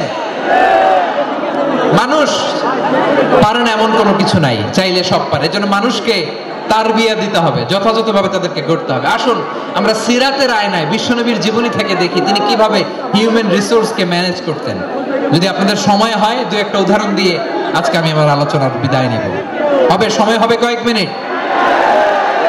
হ্যাঁ, শান্ত থাকবেন তো? শান্ত থাকবা? হ্যাঁ, ঠিক আছে। এই ধাক্কার মধ্যে ঢুকছে, এবার মজা বুঝতেছো তো? হ্যাঁ, মানা করছিলাম না? ঠিক আছে, টের পাও। হ্যাঁ, ঠিক আছে। যে আওয়াজ করবে আমি ওকে দেখতেছি, কে কে আওয়াজ করে দেখতেছি। শেষ কথা, শেষের দিকে চলে আসছি। বিষ্ণু ইসলাম কিভাবে হিউম্যান রিসোর্সকে ম্যানেজ করতেন, মজার কথা আছে কয়েকটা, বলে বিদায় নিব। বিশ্বনবী কিভাবে এই মানব সম্পদকে ম্যানেজ করতেন। বিশ্বনবী, he was a very good talent hunter, চৌকস ট্যালেন্ট হান্টার ছিলেন। কার মধ্যে কি ট্যালেন্ট আছে দেখলেই বুঝে ফেলতেন। সুবহানাল্লাহ পড়বেন না? কি নবী আমরা পেয়েছি। He was a very good talent hunter. আমার নবী জীবনী শোনাই। আবু মাহজুরা রাদিয়াল্লাহু তাআলা আনহু, মক্কার মুয়াজ্জিন, আগে ছিল মুশরিক, পরে হয়েছে মুমিন। উনি কিভাবে মুমিন হইলেন এই ঘটনাটা একটু আপনাদের শোনাতে চাই। তো আপনাদের তো সময় নাই হাতে, সময় আছে? এই যে এই জেনজি শেষ করে দিল আজকের প্রোগ্রামটা। 1 ঘন্টা ধাক্কা ধাক্কি করে কেমনে দাঁড়ায় আছে আমি বুঝলাম না।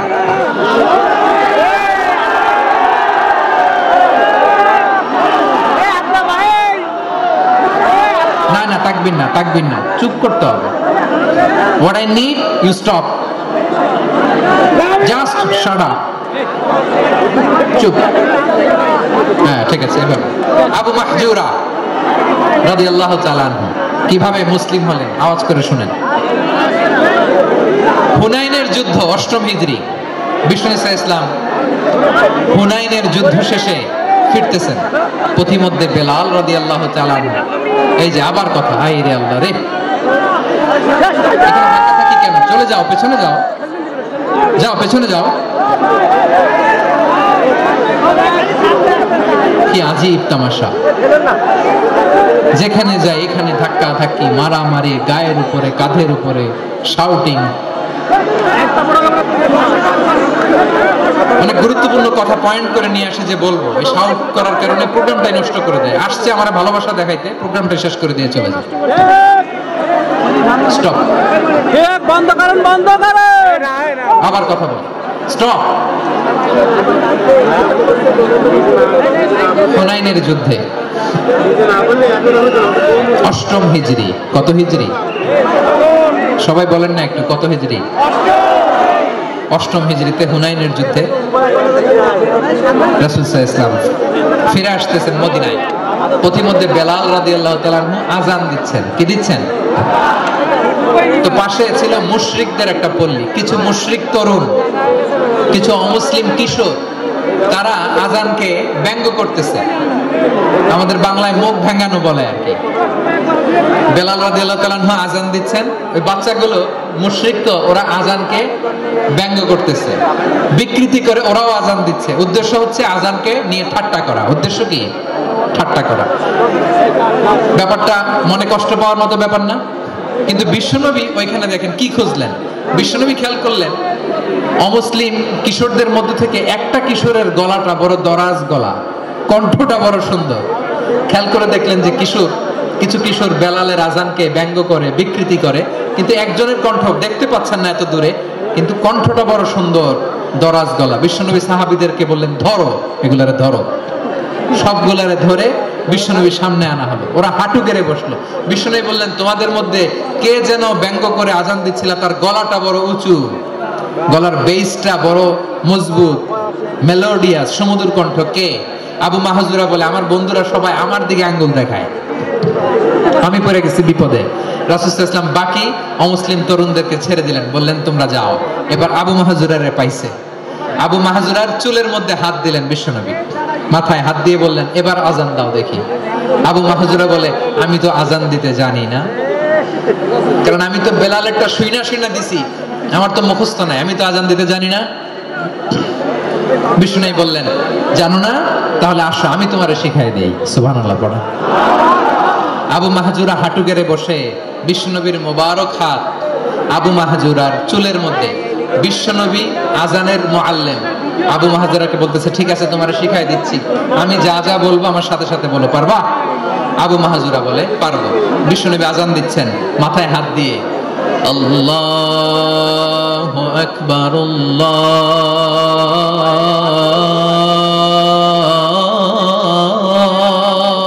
আকবার।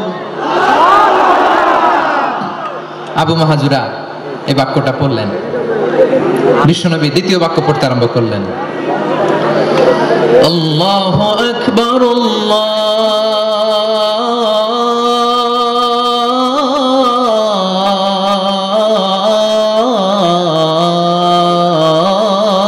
আল্লাহু আকবার। আবু মাহজুরা এই বাক্যটাও বললেন। বিশ্বনবী আবু মাহজুরার মাথার মধ্যে হাত দিয়ে তৃতীয় বাক্য বললেন, আশহাদু আল্লা ইলাহা ইল্লাল্লাহ,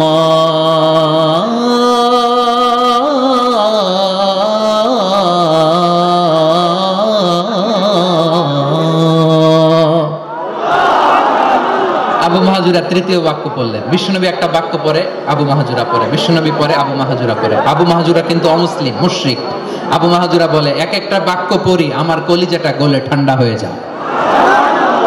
এতদিন মোহাম্মদকে গালি দিতাম, এখন মোহাম্মদ আমার মাথায় যখন হাত রাখছে আমার সারা শরীর ঠান্ডা হয়ে গেছে।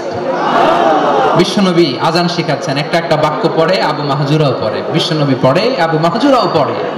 পুরো বাক্যগুলো যখন শেষ, আযান শেষ, আবু মাহজুরাও যখন পুরো আযান পড়লেন, আবু মাহজুরা বললেন, এতদিন মুহাম্মদের চেহারা দেখলে আমার ঘৃণা লাগতো, আজ থেকে মুহাম্মদের চেহারার চেয়ে প্রিয় চেহারা আমার কাছে নাই। আবু মাহজুরা বললেন, ও মুহাম্মদ, আযানের বাক্য তো আপনি আমারে শেখালেন, এখানেই শেষ করবেন না, আপনি আমারে পড়ায় দেন লা ইলাহা ইল্লাল্লাহু মুহাম্মাদুর রাসূলুল্লাহ সাল্লাল্লাহু আলাইহি ওয়াসাল্লাম। বিশ্বনবীর সাথে দাঁড়িয়ে উনি শাহাদা পড়ে মুসলমান হয়ে গেলেন। এবার আবু মাহজুরা বলে, ইয়া রাসূলুল্লাহ, ইয়া হাবিবাল্লাহ, আমি মুমিন হয়েছি, মুসলমান হয়েছি, আপনার কাছ থেকে আযান শিখার সৌভাগ্য আমি লাভ করেছি নবী। আমার কণ্ঠের বড় তারিফ করেছেন আপনি, আমার আযানকে আপনি পছন্দ করেছেন। একটা জিনিস আপনার কাছে চাই, আপনি আমাকে মক্কার মসজিদুল হারামের মুয়াজ্জিন হিসেবে অ্যাপয়েন্ট করে দেন। বিষ্ণু ইসলাম বললেন, যাও আবু মাহজুরা, আমি তোমাকে পৃথিবীর শ্রেষ্ঠতম মসজিদ মক্কার মসজিদুল হারামের মুয়াজ্জিন হিসেবে অ্যাপয়েন্ট করে দিলাম। দেখছেন কিভাবে ট্যালেন্ট হান্টিং করতে হয়, কিভাবে হিউম্যান রিসোর্স মানব সম্পদকে ব্যবহার করতে হয়। আসছিল আযানকে ভেঙাইতে, আসছিল কেন? আযানকে ব্যঙ্গ করার জন্য, বিকৃত করার জন্য। আযানকে বিকৃত করতে যে ইসলামের সবচেয়ে শ্রেষ্ঠ মসজিদের মুয়াজ্জিন হয়ে গেল। পড়েন সুবহানাল্লাহ। হযরত আবু মাহজুরা রাদিয়াল্লাহু তাআলা আনহু ওনার এই সুললিত কণ্ঠ ব্যবহার করে মসজিদুল হারামে এত সুন্দর করে আল্লাহু আকবার বলে আযান দিতেন। মানুষগুলোর, মুসল্লিগুলোর, মক্কাবাসীর হৃদয়কে তিনি বিগলিত করে দিতেন। মানুষের হৃদয়কে ঠান্ডা হয়ে যেত। শুধু এখানেই শেষ না আমার যশোরের ভাইয়েরা। বিশ্বনবী যখন সাইয়েদনা আবু মাহজুরা রাদিয়াল্লাহু তাআলা আনহুকে আযান শেখাচ্ছিলেন, বলেন তো বিশ্বনবীর হাতটা কোথায় ছিল? আবু মাহজুরার মাথার সামনে, এই চুলের উপরে ছিল। আবু মাহজুরা ওই স্মৃতিটাকে ধারণ করবার জন্য, ওই স্মৃতিকে বহন করার জন্য বিশ্বনবীর মোবারক হাত আবু মাহজুরার কপালের চুলের যেই জায়গায় লেগেছে, মৃত্যুর আগের দিন পর্যন্ত আবু মাহজুরা মাথার ওই চুলে কোনোদিন ছুরি আর কামার লাগায় নাই, সেখানে কেচি লাগায় নাই, চুলের মধ্যে খুর লাগায় নাই। আবু মাহজুরা ডান দিকের চুল কাটতো, বাম দিকের চুল কাটতো, পেছনের চুল কাটতো, সামনের চুল কাটতো না। আবু মাহজুরা রাদিয়াল্লাহু তাআলা আনহুর সামনের চুলগুলো বড় হতে হতে যখন এত বড় হয়ে যায়, তিনি চুলগুলো পেঁচিয়ে মাথার মধ্যে রাখতেন। তারপরে তিনি পাগড়ি পরতেন। সবাই জিজ্ঞেস করতো, আবু মাহজুরা, এটা আবার কেমন স্টাইল? দেখতে তোমার কি বিদঘুটে লাগে? কেমন অড লাগে? কেমন খারাপ দেখা যায়? মক্কায় এমন কোন মানুষ তো দেখি নাই, ডানে চুল কাটে, বায়ে চুল কাটে, পেছনে চুল কাটে, সামনে কাটে না। ওরে আবু মাহজুরা, কেমন দেখা যায় তোমারে? তুমি সামনের চুল কাটো না কেন? আবু মাহজুরা বলে, আমি হাঁটু গেড়ে পেয়ারা নবীর সামনে বসেছিলাম, আমার এই মাথার চুলের মধ্যে মুবারক হাত লাগিয়ে বিশ্বনবী নিজে আমাকে আযানের প্রতিটা বাক্য শিক্ষা দিয়েছেন। বিশ্বনবীর মোবারক হাত, পবিত্র হাত আমার মাথার চুলের যে জায়গায় লেগেছে, আমি চাই ওই চুলগুলা নিয়ে আমি আমার কবরের ভিতরে যাব। সাইয়েদনা আবু মাহজুরা রাদিয়াল্লাহু তাআলা আনহু ইন্তেকালের আগে পর্যন্ত মাথার সামনের চুলগুলা কাটে নাই। মাথার সামনের চুল তিনি কাটেন নাই। সুবহানাল্লাহ ওয়া বিহামদি। কেমন ভালোবাসতেন বিশ্বনবী সাহাবীদেরকে, সাহাবারা কেমন ভালোবাসতেন বিশ্বনবীকে। সামনের চুলগুলো বড় হতে হতে এত বড় ছিল, পেঁচিয়ে রেখে পাগড়ি পরতেন, কাটতেন না। নবীর হাত লেগেছিল। সুবহানাল্লাহ পড়েন। তাহলে what is the lesson? Moral of the story কি? মোরাল অফ দ্য স্টোরি হচ্ছে, আসছিল আযানকে ব্যঙ্গ করার জন্য, বিকৃত করার জন্য, হয়ে গেল মসজিদুল হারামের মুয়াজ্জিন। দেখেন বিশ্বনবী একটা খারাপ সিচুয়েশনের মধ্যে থেকে কি ভালো জিনিস বের করে আনলেন। আমি যে শুরুতে বলেছি কিভাবে তিনি হিউম্যান রিসোর্সকে ডেভেলপ করেছেন, ম্যানেজ করেছেন। তিনি যে চৌকস ট্যালেন্ট হান্টার ছিল, দেখেন সবার মধ্যে থেকে এর বাছাই করে মুয়াজ্জিন বানাই দিয়েছেন। সুবহানাল্লাহ পড়েন। তার মানে এই না সবাইরে ধরে ধরে উনি মুয়াজ্জিন বানাইছেন। যার যেই ট্যালেন্ট আছে তাকে ওই কাজে অ্যাসাইন করেছেন। যার যেই প্রতিভা আছে তার প্রতিভাকে ইসলামের কাজে লাগিয়েছেন। সুবহানাল্লাহ পড়েন। যায়েদ বিন সাবিত রাদিয়াল্লাহু তাআলা আনহু নাম শুনেছেন? যশোর কথা বের হয় না। যদি জায়গায় সালমান খানের নাম শুনছেন, সবাই হাত তুলবে, জি হুজুর শুনছি, মানে সব দেখা শেষ। সালমান খান, আমির খান, অমুক খান, সব খান মুখস্থ, কিন্তু যায়েদ বিন সাবিতের নাম মুখস্থ নাই মুসলমানদের। যে সাহাবী মাথার সামনের চুল কাটে নাই, মসজিদুল হারামের মুয়াজ্জিন বানাইছেন বিশ্বনবী, সাহাবীর নাম কি? খায়া ফেলাইছে, স্লোগানের সাথে খায়া ফেলাইছে। আবু মাহজুরা, কি নাম? আবু মাহজুরা আল জুমাহি রাদিয়াল্লাহু তাআলা আনহু। এই নামটা আজকে নিয়ে যাইতে হবে যশোর। আবু মাহজুরা রাদিয়াল্লাহু তাআলা আনহু। দুই নম্বরে বলছিলাম যায়েদ বিন সাবিত রাদিয়াল্লাহু তাআলা আনহু। বিশ্বনবী দেখলেন মদিনার এই আনসারী সাহাবী হাইলি ট্যালেন্টেড, ইন্টেলেকচুয়াল, মেরিটোরিয়াস, জ্ঞানের প্রতি তার আকর্ষণ, মারাত্মক আকর্ষণ। বিশ্বনবী তাকে দায়িত্ব দিলেন, কোরআন যা নাজিল হয় তুমি লিখো, কাতিবুল ওহী বানায় দিলেন। সুবহানাল্লাহ। যায়েদ বিন সাবিতরে আবার আযান শিখান নাই, কারণ তার মধ্যে বিশ্বনবী প্রতিভা দেখেছেন, একাডেমিক প্রতিভা। বিশ্বনবীর একাডেমিক প্রজেক্ট গুলো তিনি হ্যান্ডেল করতেন। যায়েদ বিন সাবিত ছিল বিশ্বনবীর ব্যক্তিগত সচিব। কি ছিল? ব্যক্তিগত সচিব। বুঝেন নাই? বিশ্বনবীর ব্যক্তিগত সচিব এবং দোভাষী। ইহুদিরা কিছু লিখে দিলে এটার অর্থ বিশ্বনবীরে বুঝায় দিতেন, আবার ইহুদিদের কাছে কিছু লিখতে হলে তিনি লিখে দিতেন। বিশ্বনবী একদিন বললেন, ইন্নী ওয়াল্লাহি মা আমানু ইয়াহুদা আলা কিতাব। ইহুদিরা যে চিঠি পাঠায় অর্থ তো বুঝি না, আরেক ইহুদি আইনে অর্থ করা লাগে। আবার ইহুদিদের কাছে কিছু লিখে পাঠাইতে চাইলে আমরা তো লিখতে পারি না, ইহুদিরে দিয়ে লেখা লাগে। ওরা যে পয়রা শোনায় লিখে দেয়, আমি ওদের বিশ্বাস করি না। আমার নিজের একজন লোক দরকার। বিশ্বনবী এই যায়েদ বিন সাবিতকে চুজ করলেন ল্যাঙ্গুয়েজের জন্য। উনি বললেন, যায়েদ তোমার সফট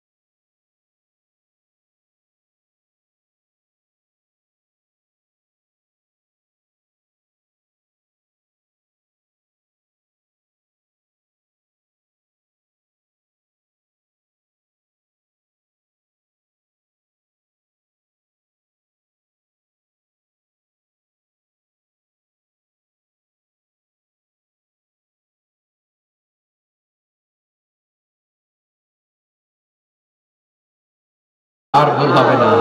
এভাবে বিশ্বনবীর অনেক সঙ্গ পেয়েছেন, সফর করেছেন, একই বাহনে বসেছেন, এক বাহনে বসে লম্বা নসিহত করেছেন, বলেছেন ইয়া গোলাম ইহফাজিল্লাহ ইয়াহফাজকা ইহফাজিল্লাহ তাজিদহু তুজাহাক ইযা সাআলতা ফাসআলিল্লাহ ওয়া ইযা ইসতাআনতা ফাসতাইন বিল্লাহ। আল্লাহর বিধান মানো, আল্লাহর বিধান রক্ষা করো, আল্লাহ তোমায় রক্ষা করবে। আব্দুল্লাহ, চাইতে হলে আল্লাহর কাছে চাও, সাহায্য চাইতে হলে আল্লাহর কাছে সাহায্য চাও। মনে রাখো, গোটা বিশ্বের সবাই যদি তোমার সাহায্য করতে চায় ততটুকুই করতে পারবে যতটুকু আল্লাহ তোমার নসিবে রেখেছে। গোটা বিশ্ব যদি তোমার বিরুদ্ধে ষড়যন্ত্রে দাঁড়িয়ে যায়, ক্ষতি ততটুকু করতে পারবে যতটুকু তোমার জন্য বরাদ্দ আছে, এর বাইরে কিছু করতে পারবে না। আওয়াজ করে বলেন ঠিক কিনা? এভাবে হাতে কলমে শিখিয়েছেন, বিশ্বনবীর সঙ্গ পেয়েছেন। উনাকে বিষ্ণু ইসলাম শিক্ষাবিদ, এডুকেটর অফ দিস উম্মাহ হিসেবে সিলেক্ট করেছেন, হাতে কলমে শিখিয়েছেন। বিশ্বনবী একবার প্রকৃতির ডাকে সাড়া দিয়ে এসেছেন, এখন কি করতে হবে? নামাজের জন্য ওযু করতে হবে। বিশ্বনবী এসেই দেখেন ওযুর বদনায় পানি ভরা, খুশি হয়ে গেলেন, বললেন কে রেখেছে পানি? একজন বলল আব্দুল্লাহ রেখেছে। বিশ্বনবী অত্যন্ত খুশি হলেন, খুশি হয়ে একটা দোয়া করলেন, বললেন আল্লাহুম্মা ফাক্কিহু ফিদ্দীন ওয়া আল্লিমহু তা'ওয়ীল। আল্লাহ, তুমি আব্দুল্লাহকে দ্বীনের বুঝ দিও আর কোরআনের তাফসীর শিক্ষা দিও। বিশ্বনবীর এই দোয়া এমন লাগছে উনি রাইসুল মুফাসসিরিন, এই পৃথিবীতে যত মুফাসসির ছিল, যত মুফাসসির আসবে, সকল মুফাসসিরের সম্রাট হিসেবে স্বীকৃত হয়েছেন আব্দুল্লাহ ইবনে আব্বাস। বিশ্বনবী ওনারা আজান শিখান নাই, বিশ্বনবী ওনারা ল্যাঙ্গুয়েজ শিখান নাই, বিশ্বনবী ওনারা অ্যাম্বাসাডর বানান নাই, হাতে কলমে শিক্ষা দিয়েছেন। ছোট্ট মানুষ বিশ্বনবী ইন্তেকাল করলেন, আবু বকরের সময় গেল, ওমরে ফারুকের খেলাফত, তখনও তিনি তরুণ। ওমরে ফারুক রাদিয়াল্লাহু তাআলা আনহু ওনার ক্যাবিনেট মিনিস্ট্রির বৈঠকে এই আব্দুল্লাহ ইবনে আব্বাসকে পাশ দিয়ে বসায় রাখতেন। বয়স্ক সাহাবারা এটা পছন্দ করতো না, তারা বলতো ঘটনা কি, আব্দুল্লাহর মতো ছেলে নাতি আমাদের আছে, এরা কেন রাখে ওমরে ফারুক? ওমরে ফারুক এটা টের পেলেন, তিনি বুঝতে পারলেন যে ক্যাবিনেট মেম্বাররা এটা পছন্দ করে না, ছোট্ট আব্দুল্লাহরা কেন রাখি, কেন যে রাখি এটা একদিন বুঝাবো। একদিন মিটিং এ তিনি সবাইকে বললেন ইদা জাআ নাসরুল্লাহি ওয়াল ফাতহ। এই আয়াত দ্বারা উদ্দেশ্য কি বলেন তো মুরব্বি সাহাবীরা? এক সাহাবী বলেন এই সূরা দ্বারা উদ্দেশ্য, আল্লাহ বলেছেন আমাদেরকে বিভিন্ন ল্যান্ড, বিভিন্ন এলাকা বিজয় করতে হবে। ওমরে ফারুক বললেন না, হয়নি। আরেকজন বললেন বিজয় হওয়ার পর আমাদের বেশি বেশি আল্লাহর বরত্বের ঘোষণা দিতে হবে, এটা উদ্দেশ্য। ওমরে ফারুক বললেন না, হয় না। যারা জিজ্ঞেস করেন কেউ পারে না। সব শেষে বিশ্বনবী ছোট্ট আব্দুল্লাহরে বলেন আব্দুল্লাহ ইদা জাআ নাসরুল্লাহি ওয়াল ফাতহ, এর দ্বারা উদ্দেশ্য কি বলো তো? ছোট্ট আব্দুল্লাহ বলেন হুয়া আজালু রাসূলিল্লাহ। এই আয়াত দ্বারা বিশ্বনবীর বিদায়কে উদ্দেশ্য নেওয়া হয়েছে। ওমরে ফারুক বললেন হাদা হুয়া, এটাই তো সঠিক উত্তর, এটাই সঠিক তাফসীর এই আয়াতের। কারণ ইদা জাআ নাসরুল্লাহি ওয়াল ফাতহ, যখন আল্লাহর সাহায্য আর বিজয় আসবে, ওয়া রাআইতান নাসা ইয়াদখুলুনা ফি দীনিল্লাহি আফওয়াজা, আপনি দেখবেন দলে দলে ঢলে ঢলে বানের পানির মতো মানুষ ইসলামের দিকে ঢুকতেছে, ইসলামের বিজয় হয়েছে। তো ইসলামের বিজয়ের মিশন নিয়ে নবী আসছে, বিজয়ী যখন হয়ে গেছে এখন তো নবীর বিদায় হবে। জোরে বলেন ঠিক কিনা? কোন সাহাবী এই সূক্ষ্ম কথাটা ধরতে পারে নাই, ওই আব্দুল্লাহ ছাড়া। আব্দুল্লাহ যখন উত্তর দিছে সব সাহাবীদের টনক নড়েছে। এরপর থেকে কোন ক্যাবিনেট মিটিং এ আর কোন সাহাবারা কোনো প্রশ্ন করে নাই, আওয়াজ করে পড়েন সুবহানাল্লাহ। বিশ্বনবী আব্দুল্লাহ ইবনে আব্বাসকে দ্য এডুকেটর অফ দ্য উম্মাহ, উম্মার শিক্ষাবিদ হিসেবে গ্রহণ করেছেন। আওয়াজ করে পড়তে হবে আল্লাহু আকবার। সাহাবীদের নামগুলো মনে থাকবে? এক নম্বরে আবু মাহজুরা, মুয়াজ্জিন বানাইছেন। যায়েদ ইবনে সাবিত, দোভাষী, ট্রান্সলেটর অফ প্রফেট, এবং তিনি ছিলেন বিশ্বনবীর ব্যক্তিগত সচিব। মুসআব ইবনে Umair, the first ambassador and diplomat of Islam. Abdullah ইবনে আব্বাস, এই উম্মার সবচেয়ে বড় এডুকেটর, শিক্ষাবিদ। আরেকজন ছিল আব্দুল্লাহ ইবনে মাসউদ রাদিয়াল্লাহু তাআলা। দুই আব্দুল্লাহ, আব্বাস গেল, আরেকজন হচ্ছে মাসউদ। মক্কার তরুণ, ছাগল পালতো মুশরিকের। বিশ্বনবী আর আবু বকর রাদিয়াল্লাহু তাআলা আনহু একবার গেলেন, যে দেখে এই তরুণ দাঁড়ায় আছে। বিশ্বনবী বলেন আমি খুব ক্ষুধার্ত, তোমার কাছে কি দুধ আছে ছাগলের? আব্দুল্লাহ ইবনে মাসউদ বলে আছে। ওয়ালাকিন আনা মু'তামান, কিন্তু যে দুধ আছে এটা আমানতের, আমি দিতে পারবো না। বিশ্বনবী এইটা শুনেই তার টার্গেট করে ফেলছে। আনা মু'তামান, দুধ আছে কিন্তু এটা আমার মালিকের, আমি তো দরদ দেখাই, আমার মালিকের দুধ আপনি পথিক, আপনারা দিতে পারি না। বিশ্বনবী টার্গেট করে ফেলছেন, এরে আমার কাজে লাগাইতে হবে। বিষ্ণু বললেন আচ্ছা ঠিক আছে দুধ দিও না, কিন্তু এমন ছাগি আছে কিনা যেই ছাগির সাথে কোনো ছাগলের মিলন হয় নাই, তার ওলানে দুধও আসে নাই, বাচ্চাও নাই, এরকম ছাগির থেকে যদি আমি দুধ খাই তাহলে তো সমস্যা নাই। বলতেছে এরকম ছাগির থেকে দুধ খাইলেও সমস্যা নাই, কারণ এরকম ছাগির ওলান থেকে দুধ আসবেও না। বলতেছে ঠিক আছে এরকম একটা ছাগি নিয়ে আসো। নিয়ে আসা হলো। বিশ্বনবী বিসমিল্লাহ বলে ওই ছাগির ওলানে হাত দিলেন। হাত দিতে দেরি, পুরো ওলানটা দুধে ভরে যেতে দেরি হয় না। বিশ্বনবী আর আবু বকর রাদিয়াল্লাহু তাআলা আনহু দহন করে পেট ভরে খেলেন। এই দৃশ্য আব্দুল্লাহ ইবনে মাসউদের হৃদয়ে দাগ কাটলো। এই মুজিজা দেখে তিনি বললেন আশহাদু আল্লা ইলাহা ইল্লাল্লাহ ওয়া আশহাদু আন্না মুহাম্মাদার রাসূলুল্লাহ। তিনি ষষ্ঠ মুসলিম ছিলেন, 6 নম্বর মুসলমান। ওনাকে টার্গেট করে বিশ্বনবী দেখলেন এমন ইন্টেলেকচুয়াল ব্রেন, উনি সূক্ষ্ম সূক্ষ্ম জিনিস বুঝে বেশি, ফিকহি জ্ঞান ওনার মধ্যে বেশি। বিশ্বনবী ওনাকে কোরআনের জ্ঞান শিক্ষা দিতে লাগলেন। উনি বিশ্বনবী সবার কাছে কোরআন শোনায়, কিন্তু বিশ্বনবী নিজে আব্দুল্লাহ ইবনে মাসউদের কাছ থেকে কোরআন শুনতো। বিশ্বনবী একবার বললেন ইকরা আলাইয়া ইয়া মাসউদ। ইবনে মাসউদ একবার শোনাও তো কোরআন দেখি। আব্দুল্লাহ ইবনে মাসউদ বলে আকরাউ আলাইকা ওয়া আলাইকা উনজিল। নবী আপনার উপর কোরআন নাজিল হয় আর আমি আপনার সামনে কোরআন পড়ব। বিশ্বনবী বললেন ইন্নী উহিব্বু আন আসমাআহু মিন গায়রি। আমি নিজে পড়তে যেমনি ভালোবাসি, অন্যে পড়ুক আমি শুনবো, এটাও আমি ভালোবাসি। সূরা নিসা তিনি তেলাওয়াত করে শুনিয়েছেন। এমন সূক্ষ্ম সূক্ষ্ম বিষয় বিশ্বনবী উনাকে ধরিয়ে দিয়েছেন। উনি হয়ে গিয়েছেন আব্দুল্লাহ ইবনে আব্বাস, হয়েছেন রাইসুল মুফাসসিরিন, ওই হয়ে গিয়েছেন ফাকিহুল উম্মাহ। ওনার চাইতে বড় ফকি এই পৃথিবী আর দেখবে না। চিল্লায় বলেন সুবহানাল্লাহ। উনি বলতেন ওয়াল্লাহি ওয়াল্লাহি ইল্লাযী লা ইলাহা গায়রু মা উনজিলাত সূরাতুন ইল্লা ওয়া আনা আ'লামু আইনা উনজিলাত ওয়া ফীমা উনজিলাত। বিশ্বনবী এমন ভাবে কোরআনের দার্স আমাকে দিয়েছেন, কোরআনে যত সূরা নাজিল হয়েছে, যেখানে নাজিল হোক না কেন আমি জানি এটা কোথায় নাজিল হয়েছে এবং কোন প্রেক্ষাপটে নাজিল হয়েছে। এমন একটা সূরা নাই যে সূরার কোথায় নাজিল হয়েছে আমি মাসুদের জানা নাই, কোন প্রেক্ষাপটে নাজিল হয়েছে আমার জানা নাই। এরকম ঘটবে না। চিল্লায় বলেন আল্লাহু আকবার।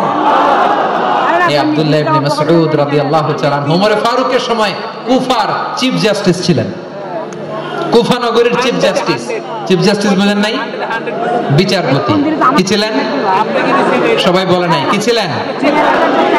বিচারপতি ছিলেন। এবং ওনার যে ফিকহি জ্ঞানের ধারা, এটাই আলকামা, ইব্রাহিম আন-নাখাই, হাম্মাদ ইবনে সুলাইমান হয়ে ইমাম আবু হানিফা পর্যন্ত পৌঁছেছে। এবং ওনার ফিকহি জ্ঞানের ধারাই হানাফি মাযহাবে অ্যাকসেপ্ট হয়েছে। আজও এগুলো হানাফি মাযহাবে চর্চিত হয়। হানাফি মাযহাবের সব ফিক আব্দুল্লাহ ইবনে মাসউদের ফিকহি জ্ঞানের ধারা থেকে নেওয়া হয়েছে। চিল্লায় পড়েন সুবহানাল্লাহ। তাহলে ওনাকে বিশ্বনবী বানিয়েছেন জুরিস্ট, আইনবিদ, ফাকিহ। ওনারে আযান শিখান নাই। হিউম্যান রিসোর্স ডেভেলপমেন্ট কিভাবে করবেন, মানব সম্পদের উন্নয়ন কিভাবে করতে হয়, কিভাবে যার যেখানে প্রতিভা কাজে লাগাতে হয় উনি দেখিয়েছেন। সুবহানাল্লাহ পড়বেন না? খালিদ বিন ওয়ালিদ নাম শুনছেন? কে কে শোনেন নাই হাত তোলেন। কি ছিলেন? বীর যোদ্ধা ছিলেন খালিদ বিন ওয়ালিদ। কিন্তু তিনি ইসলাম ধর্ম গ্রহণ করেছেন অনেক দেরিতে, 8ম হিজরিতে। তার মানে 8ম হিজরির আগে উনি মুশরিকদের, তুমি যখন মুসলমান হবা তোমারে দিয়ে আমি এমন কাম করামু যে এটা আর কেউ করতে পারবে না। সুবহানাল্লাহ নাই। যশোর ক্লান্ত হয়ে গেছে।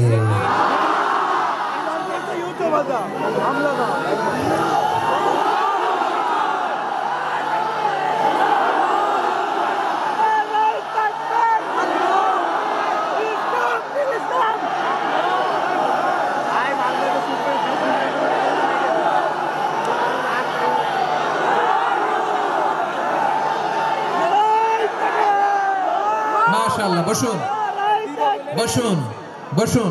খালিদ বিন ওয়ালিদ রাদিয়াল্লাহু তাআলা 8ম হিজরিতে মুসলিম হয়েছেন, মক্কা বিজয়ের আগে। তো মক্কা বিজয়ের আগে যখন মুসলিম হয়েছেন, এর আগে কি করছেন? কাফিরদের সাথে যুদ্ধ করেছেন। উনি উহুদের যুদ্ধে মুসলমানদের যে পরাজয় ভাব, কঠিন পরিস্থিতির মুখোমুখি ওনার কারণে পেছন থেকে এমন আতর্কিত আক্রমণ করেছেন, মুসলমানদেরকে কচুকাটা করেছেন। 8ম হিজরিতে আল্লাহ তাআলা হেদায়েতের নূর দিয়ে ওনার হৃদয়টাকে উজালা করে দিলেন। লা ইলাহা এটা এমন বাণী যার হৃদয় একবার টাচ খাবে, এইটা থেকে সে আর পালিয়ে বেরাতে পারে ঝিনুকের ভেতর লুকিয়ে থাকে যেমন মতি, ঝিনুকের ভেতর লুকিয়ে থাকে যেমন মতি, কালমা শাহাদাতে আছে আল্লাহর জ্যোতি, কালমা শাহাদাতে আছে আল্লাহর জ্যোতি। ঠিক কিনা বলেন? মক্কা বিজয়ের আগে মুসলিম হলেন, হওয়ার পরে বিশ্বনবীর টার্গেট ফুলফিল হলো। ওই যে টার্গেট করে রেখেছেন আর দোয়া করেছেন, খালিদ বিন ওয়ালিদ যদি মুসলিম হয় তাকে আমি মিলিটারি চিফ বানাবো। ওনাকে আজান শিখান নাই, ওনারে কান ধইরা নামাজের এই মাথা থেকে ওই মাথা আনান নাই, ফিকহি কোরআনের সূক্ষ্ম তাফসীর ওনারে শিখান নাই, অ্যাম্বাসেডর বানান নাই। বিষ্ণু ইসলাম উনাকে সামরিক অভিযানে প্রেরণ করেছেন, সামরিক অভিযানে তিনি প্রেরণ করেছেন। উনার জীবদ্দশায় উনার নেতৃত্বে যতগুলো যুদ্ধ হয়েছে একটা যুদ্ধেও তিনি পরাজয় বরণ করেন নাই। ওমর ফারুকের সময়কালে তিনি চিফ অফ মুসলিম মিলিটারি মানে মুসলিম সেনাপতি হয়েছেন। যশোর আওয়াজ করো, ঠিক কিনা বলো? সেনাপতি, মুসলিম সেনাপতি।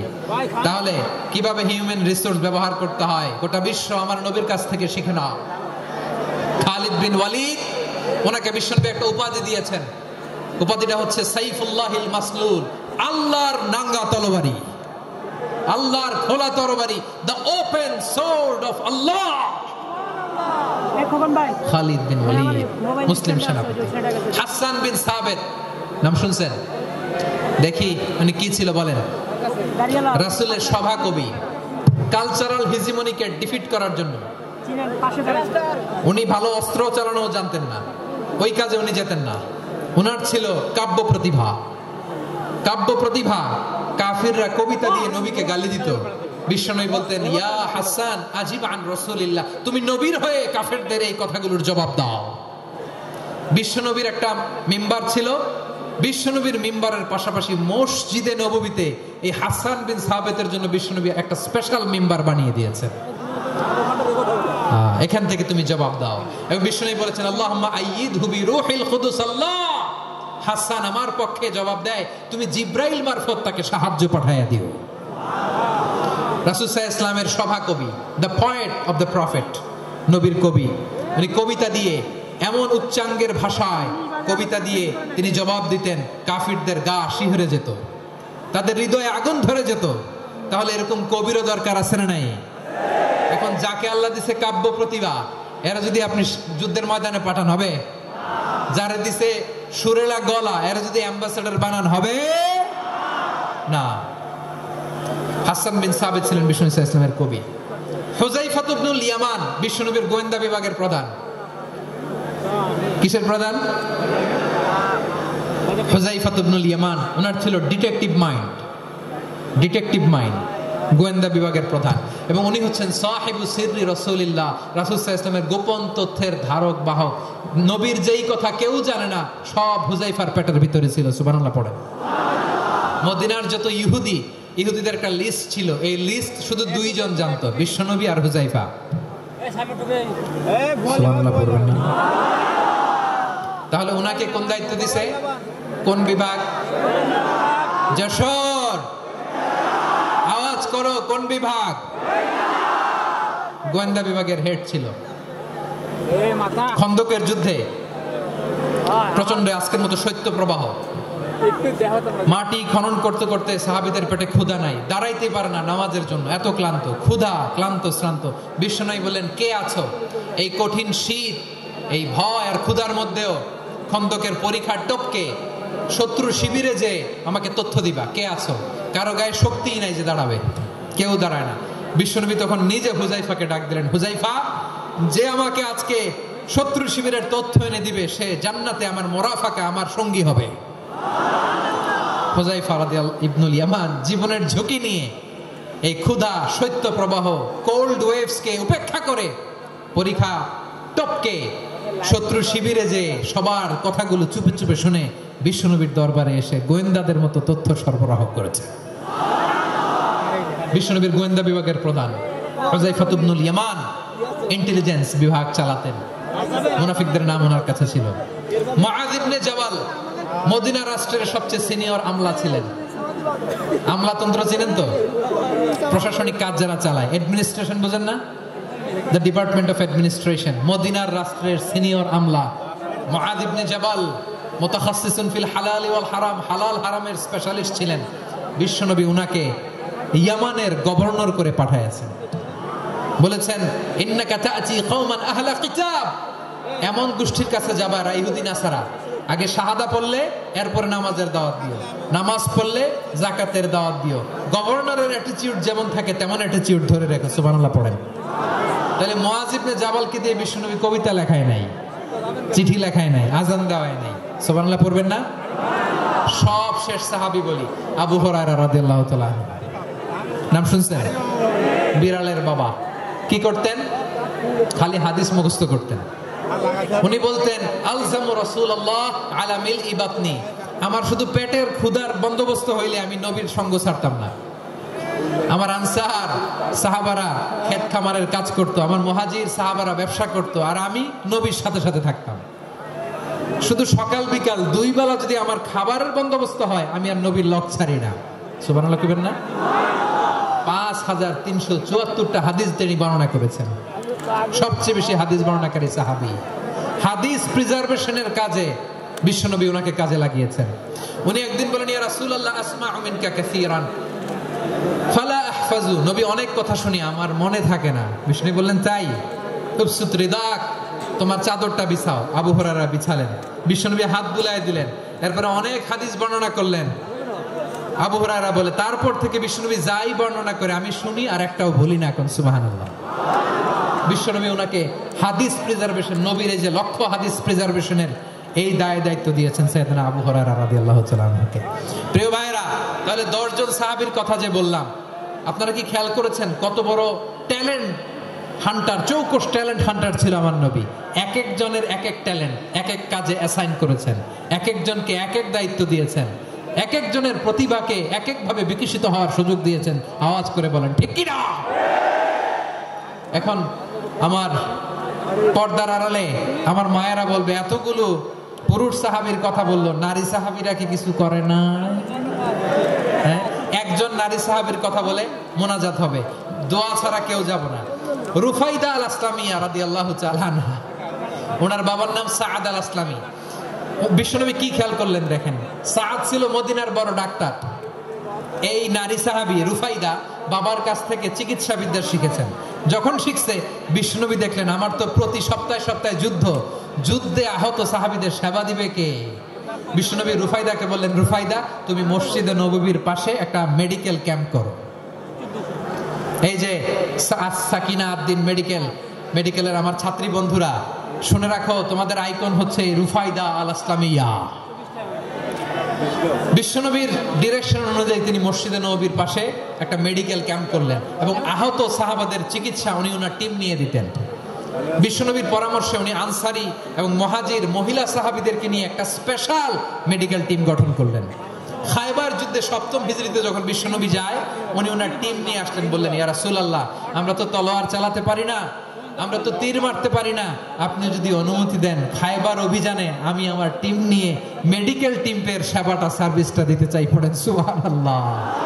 বিশ্বনবী অনুমতি দিলেন, যোদ্ধা সাহাবীদের সাথে রুফাইদা আল আসলামিয়া উনিও মেডিকেল টিম নিয়ে অগ্রসর হলেন। খায়বারের প্রতিটা আহত ইনজুর্ড সাহাবী যারা ইনজুরি শিকার হয়েছেন সবাই রুফাইদা আল আসলামিয়ার এই মেডিকেল ক্যাম্প থেকে চিকিৎসা সহায়তা পেয়েছেন। সুবহানাল্লাহ পড়েন। দেখেন কিভাবে বিশ্বনবী ট্যালেন্ট বাছাই করতেন। আপনি অবাক হবেন, বাহরাইনের মেডিকেল ইউনিভার্সিটিতে রুফাইদা আল আসলামিয়া মেডিকেল প্রাইজ অ্যাওয়ার্ড প্রতি বছর দেয়া হয়। যদি 8 দিনের এই মেডিকেল আমার বোনেরা যদি জেনে থাকো জানো, না হলে নতুন করে জানো, সার্চ দিও রুফাইদা আল আসলামিয়া মেডিকেল অ্যাওয়ার্ড বাহরাইনের ইউনিভার্সিটিতে দেয়া হয়। প্রিয় ভাইয়েরা, তাহলে আলোচনার সামারি আমরা করি। বিশ্বনবী যার যেখানে ট্যালেন্ট তাকে ওইখানে কাজে লাগাতেন। আওয়াজ করে বলেন ঠিক কিনা? এবার একটা ইন্টারভিউ হবে, আওয়াজ করে বলেন আবু মাহজুরাকে বিশ্বনবী কি বানাইছেন? হ্যাঁ বলে গেছেন? সামনের চুলে হাত দিয়ে বিশ্বনবী কি সুন্দর গলায় আজান শিখালেন। মুয়াজ্জিন। যায়েদ বিন সাবিতকে একাডেমিক প্রজেক্টের দায়িত্ব দিয়েছেন। তিনি ছিলেন বিশ্বনবীর দোভাষী ব্যক্তিগত সচিব। মুসআব ইবনে Umair, the first ambassador of Islam. Abdullah ইবনে আব্বাস, উম্মার বড় শিক্ষাবিদ, মুফাসসির। আব্দুল্লাহ ইবনে মাসউদ, আব্দুল্লাহ ইবনে মাসউদ ছিলেন জুরিস্ট। কি ছিলেন? জুরিস্ট ছিলেন, এই উম্মার সবচেয়ে বড় জুরিস্ট। খালিদ বিন ওয়ালিদ, সেনাপ্রধান। হাসান বিন সাবিত, হাসান বিন সাবিত ছিলেন বিশ্বনবীর সভাকবি। কি ছিলেন? বিশ্বনবীর সভাকবি ছিলেন। এরপরে হুযায়ফা ইবনুল ইয়ামান কি ছিলেন? গোয়েন্দা বিভাগের প্রধান। মুআয ইবনে জাবাল কি ছিলেন? সিনিয়র আমলা, ইয়ামানের গভর্নর। আবু হুরায়রা রাদিয়াল্লাহু তাআলা আনহু হাদিস প্রিজার্ভেশনের কাজ করেছেন। আর আমাদের রুফাইদা আল আসলামিয়া রাদিয়াল্লাহু তাআলা আনহা কি ছিলেন? নার্স ছিলেন। নার্স হয়ে মেডিকেল সেবা দিয়েছেন। প্রিয় ভাইরা, পুরো আলোচনার যদি সামারি করি তাহলে বিশ্বনবী যেভাবে হিউম্যান রিসোর্সকে ম্যানেজ করেছেন, যার যেখানে প্রতিভা কাজে লাগিয়েছেন, আমরাও যদি করি আমাদের বাংলাদেশের চিত্র আমরা পাল্টে দিতে পারবো। আমরা শুরুতে শুনেছি মানুষের আছে অসীম সম্ভাবনা, প্রতিটা মানুষ অনন্য, যত্ন নিলে, যথাযথ পরিচর্যা করলে মানুষ বিশ্ব জয় করতে পারে। ঠিক কিনা? আমাদের হাফেজে কোরআনের সামনে দাঁড়াতে পারে এমন কোন হাফেজে কোরআন আল্লাহর জমিনে জন্ম হয় না। ওটা বিশ্ব কাঁপিয়ে তারা সেরা। আমাদের ক্রিকেটাররা সেরা, আমাদের তৈরি পোশাক শিল্প সেরা। এরকম অনেক অনেক সেরা জিনিস আছে, আমরা এগুলোরে নার্চারিং করতে পারি নাই, পরিচর্যা করতে পারি নাই, সঠিক তারবিয়াতের অভাব। তাহলে মানুষের অসীম সম্ভাবনাকে কাজে লাগাতে হবে। ঠিক কিনা বলেন? ইউনুস গভর্নমেন্টকে আমি বলবো, অল্প সময়ের জন্য আপনারা এসেছেন, সংস্কারও করতে হবে, আবার নির্বাচনও করতে হবে। সব সংস্কার হয়তো করতে পারবেন না, যতটুকু পারবেন এর মধ্যে আমাদের যে হিউজ ম্যান পাওয়ার, আমাদের যে মানব সম্পদ, হিউম্যান রিসোর্স, এটাকে ডেভেলপ করে আপনাদের যেতে হবে। যেটা পারবেন না সেটাকে পরবর্তী নির্বাচিত গভর্নমেন্টের কাছে রেখে যেতে হবে, যে তারা যেন করে, তাদের কাছে আপনারা এটা রেখে যাবেন। তাহলে মানুষ চাইলে বিশ্ব জয় করতে পারে। আর মানুষকে হারাতে পারে কেউ? জোরে বলো যশোর, মানুষকে হারাতে পারে কেউ? আল্লাহ আমাদেরকে জনসংখ্যা দিয়েছেন প্রিয় ভাইয়েরা। এই জনসংখ্যা অনেক বড় সম্পদ, এটা আমাদের জন্য অভিশাপ নয়, আশীর্বাদ। আমাদের জনসংখ্যাকে যদি আমরা জনশক্তিতে রূপান্তর করতে পারি, আজকে বাংলাদেশ যে অবস্থানে দাঁড়িয়ে আছে, বাংলাদেশ তার 20 গুণ উন্নতির শিখরে চলে যাবে। চিল্লায় বলো ঠিক কিনা? আমাদের শ্রমিক ভাইরা বাইরে কাজ করে, আমাদের শ্রমজীবী ভাইরা, প্রবাসীরা, তাদের ব্যাপারে গুরুত্ব দিতে হবে। আমাদের শ্রমের দাম সবচেয়ে কম, সবচেয়ে কম। তারা এম্বাসিতে গুরুত্ব পায় না, এয়ারপোর্টে গুরুত্ব পায় না। এই সরকার অবশ্য তাদেরকে অনেক গুরুত্ব দিচ্ছে। আমাদের অদক্ষ শ্রমিককে যখন আমরা দুবাই পাঠাই অল্প বেতন পায়, কিন্তু ইন্ডিয়ানরা দক্ষ শ্রমিক পাঠাইলে তার 3 গুণ বেতন পায়।